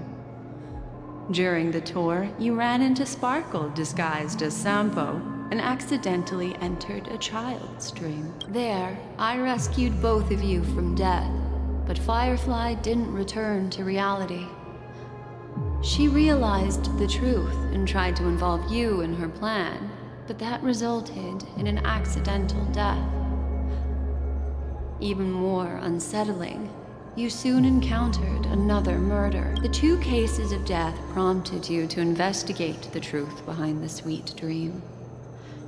Despite your efforts to gather information about the 2 victims, you didn't make much progress. But you did learn about the Watchmaker from Gallagher. Meanwhile, Aventurine was secretly carrying out his scheme, in which you were one of the pawns. In the midst of a fierce battle, Acheron revealed her true identity as an emanator of the Nihility and unsheathed her sword.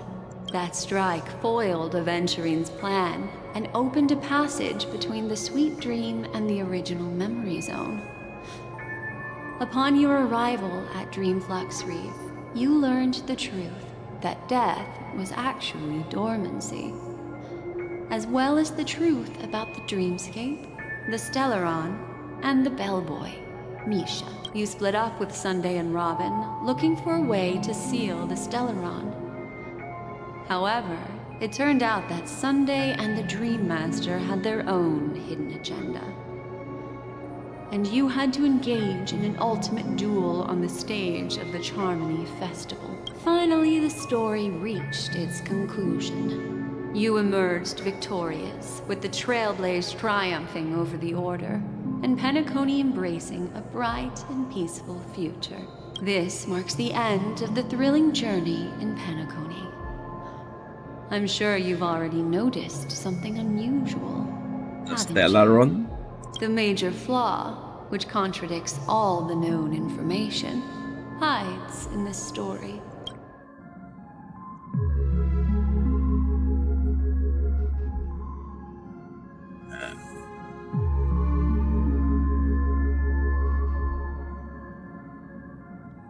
Yes.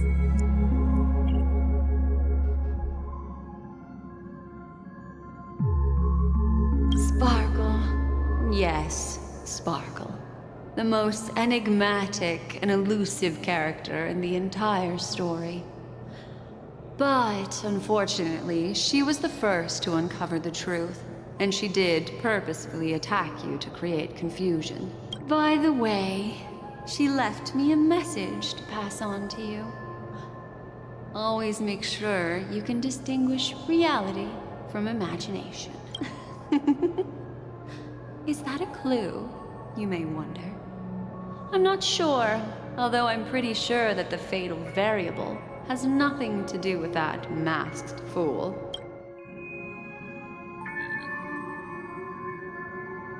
It is true that Gallagher is a history fictionologist, but he didn't lie in this matter. In addition, death and dormancy do arise from the same concept, though this is not the fatal variable in your... What?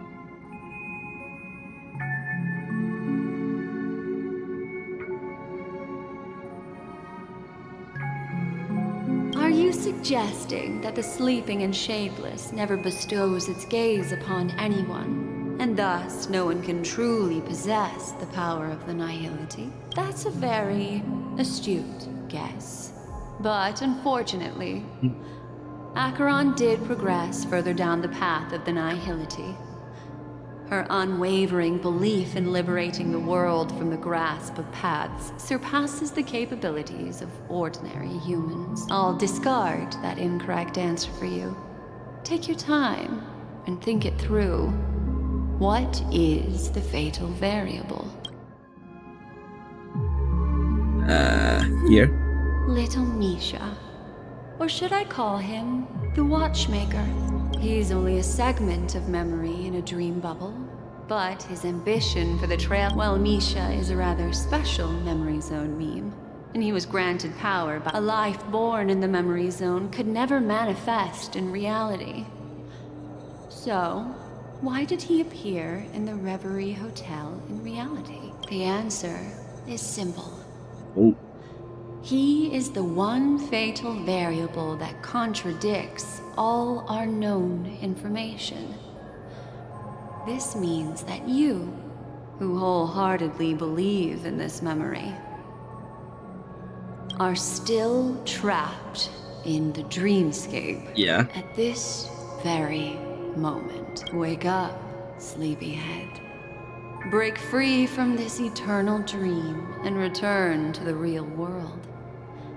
We'll find our answers there. The train is about to make the jump. What? 5, 4, 3, 2.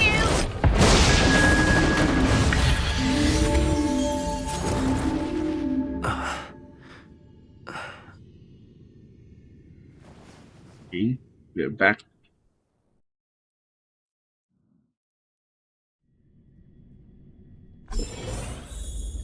This way, darling. There's a bird. Yeah.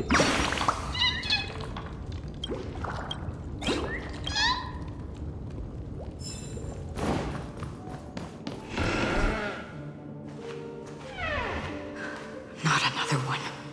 We're back. Thank you so much, Black Swan. Finally, I can breathe a sigh of relief. Did you?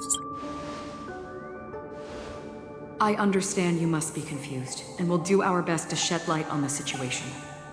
However, before that, it's essential to know that this place is the rift between dream and reality.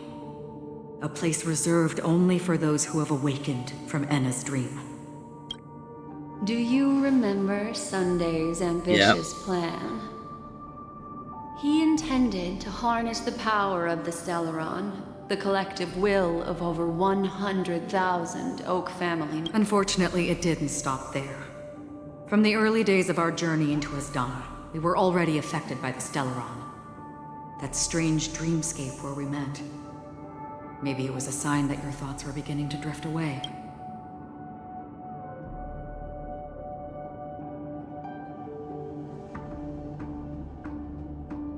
I don't think the goal of the Order was to put everyone into a deep sleep. Quite the contrary. They used the Stellaron to catalyze the leakage of Asdana's memoria into the material world, allowing the dreamscape to blend with reality. And that included a lot of memoria from the Beyond the Sky Choir. As time came and went, the dreams eventually became indistinguishable from reality, and reality became an illusion. People think they are awake, but their spirits have long since stepped into the Temple of Order. This is what makes Enna's dream so powerful. In this paradise governed by the Order, everyone indulges in their delightful dreams and lives happily ever after. I believe what you experienced in the sweet dream, except for that flaw, was real. Only in this way could you reach the destination, lifting the crisis in Penacony and embarking on your next trailblazing expedition. If it wasn't for Acheron's plan, we might have been trapped in this dream forever. Fortunately, while the path of the Order governs all things, it can't affect the Nihility. I came to realize this when the Dream Master tried to expel me at any cost. This is also why you felt a sense of peculiarity when traveling with her. Well, I'm not as fortunate as she is. Even if I'm a memo keeper, I was still influenced by the power of the Order and fell into hallucinations. However, thanks to your memories, now we still have a chance to turn the tide. For mortals, even if they possess the great power of a path, they can't create a flawless world like gods do. That's why there was a flaw in your dream. In other words, once you have realized the world is not real, you'll have a chance to break free from the dream. The flaw in your dream lies within Misha, who could have never appeared in reality. When I turned the pages of your memories, I realized that I was in an illusion too. Now Sunday has usurped the power of the Harmonious Choir through the Charmony Festival. Asdana has thus fallen into Anna's dream, transforming everyone equally into the notes of the Aeon. Failure doesn't mean weakness. Only the strong can gather the will to resist the order and try to break free. We still have a chance, though. To make it happen, please, Black Swan, guide us to those with a strong will. All right, please come with me. These people are... They're the ones who accept Anna's dream and indulge in their happy illusions.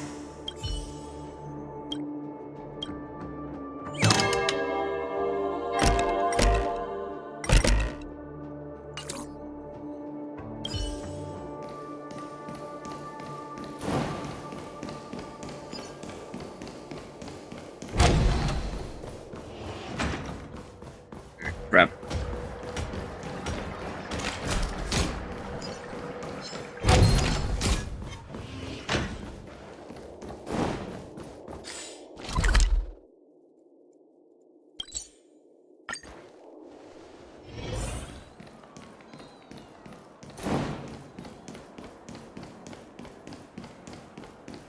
Here we Robin. are. It's Robin.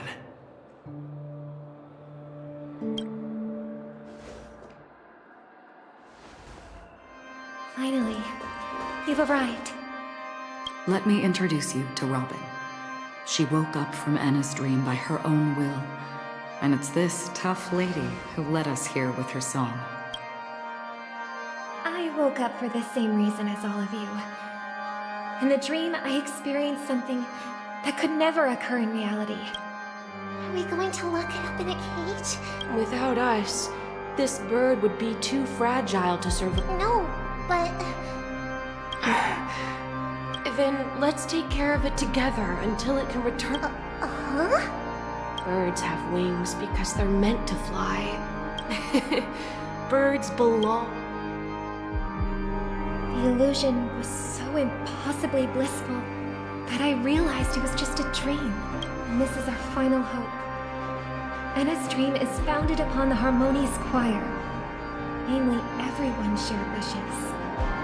It will only materialize once the aspirations of all beings in Penacony merge as one. At present, it has become impervious due to people's desire to remain slumbering within the dream. And in order to destroy it, we must make everyone in Penacony want to wake up. Now comes the tricky part. How do we do it?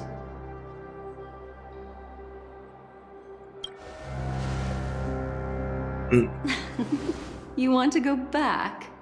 Unfortunately, human consciousness always gravitates toward reality. Humans yearning for sweet illusions borders on obsession, leading them to subconsciously resist the harsh reality. Therefore, I carefully selected a moment where he was completely unguarded, guiding him to uncover the truth himself to make him regain his consciousness. However, to wake up everyone in Penacony and get them to share the same determination, that would be nearly impossible. Indeed. I'm afraid it's almost as difficult as resurrecting an Aeon. But we can't just stay here and do nothing. Oh. This is a critical moment for the whole universe. Who cares about some dumb number? Thanks to Black Swan. You're welcome. And thanks to the Memo Keepers in Penacony, too. I believe your partners have also awakened from their dreams. This is the first step of our plan. With the assistance from the Garden of Recollection, those who possess a strong will, like you, will gradually awaken from the dream. These free wills are the discord that will sway Anna's dream. However, Awakening a mere handful of individuals is insignificant compared to the vast number of people immersed in the dream. We must find other ways to awaken the free will of millions of people within a short period of time. If breaking through from the inside proves challenging, we can seek assistance from the outside. We've long been aware of a potential solution. Asdana is a galaxy known for its abundant memoria and the remarkable phenomenon known as synesthesia dreamscape. When people first enter this place, they often find themselves and others sharing a collective dream. At this very moment, there is only one dream encompassing the entire. So, you mean, if we can attract a large number of outsiders to this system, their free will would intertwine with this dream and shake it to its core. However, those outsiders might also succumb to the dream and become the foundation of the Order instead. The real challenge is, how can we gather a huge number of people as determined as you within a short period of time? Looks like the Jade Abacus of Allying Oath will be the only solution. No need for that. Keep your once-in-a-lifetime treasure. We don't need to bother the Cienjo Alliance for such a tiny request. You want thousands of people with unwavering free will? That's easy. Let's leave it to us Galaxy Rangers. You can gather Galaxy Rangers? Outsiders may see Galaxy Rangers as elusive and disconnected individuals, and actually, they're right. And that's why we have a tacit understanding among us. Do you know what it is, Acheron? It's the relic I returned to you. Exactly. Its owner must have told you that it's meaningless to anyone other than a Galaxy Ranger. That it can only fulfill its purpose when returned to its rightful owner. Because it's a burial artifact. Worthy only of a hero who has served the Galaxy Rangers with honor. When its light illuminates the universe, it means the fall of a hero. And in the direction it falls, countless meteors will streak across the sky. Those meteors are Galaxy Rangers, coming from all corners of the cosmos, driven by a shared purpose, without questioning the cause or counting the cost. Because we abide by a common principle. The shooting stars of the hunt only descend on the longest night. And with them comes the dawn. We've stayed silent for far too long. Now, it's time to remind all the cowards, oppressors, and villains of the universe of our presence. I'll be the one to ignite the first spark. Once the dreamscape is swayed, I'll complete the second step. I'll fine-tune the slumbering souls with the Song of the Harmony, interrupting them with the discord of Trailblaze, and guiding them towards reality. It's true that some people are born strong, and others are born weak. If the Trailblaze is the target of heroes, then the Harmony will guarantee that the strong help the weak. Only their path of happiness should be forged by themselves. I may not be a nameless. I'm willing to instill courage in all those who need it. This includes my brother as well. And his dream is too cruel for him and everyone else. Your plan sounds well conceived, but still, it appears somewhat idealistic and romantic. I agree with you, Black Swan. That's why the most critical aspect of this plan is not to convince everyone to choose the right path, but to inspire them to save themselves.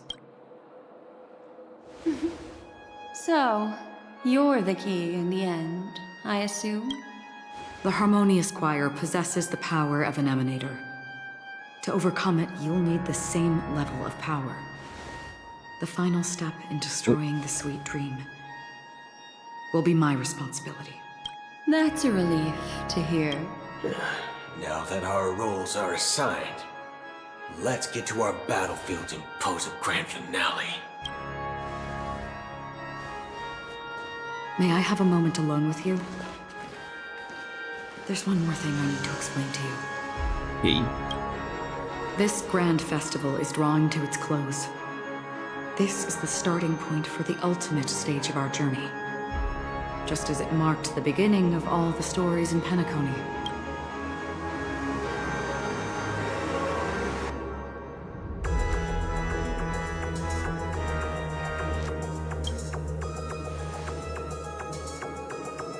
I have faith in you. However, before we depart, there is one more thing I must tell you. There's something you should know. We were able to locate you within this boundless dream and find the key to breaking free from the dream. All because of one person's unwavering dedication. Firefly. She awakened from the dream ahead of others, discovered the Express amidst the stars, and brought us valuable information about the remnants of the Order. She may have been aided by the script, and it came at a cost. As you know, Firefly is a stowaway who entered the dreamscape in a different way from ours. Without the dream pool in the hotel or assistance from the family, she can only awaken from this dream in one way. A real death. We mustn't fail her determination. I'm not implying that we must win this fight no matter what, but our resolve should match that of that courageous lady. Are you ready? Yes.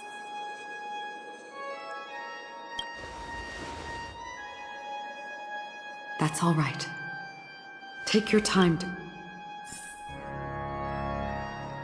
Yep. So I'm just gonna eat first, and maybe I'll continue streaming. So see you guys later. And bye bye.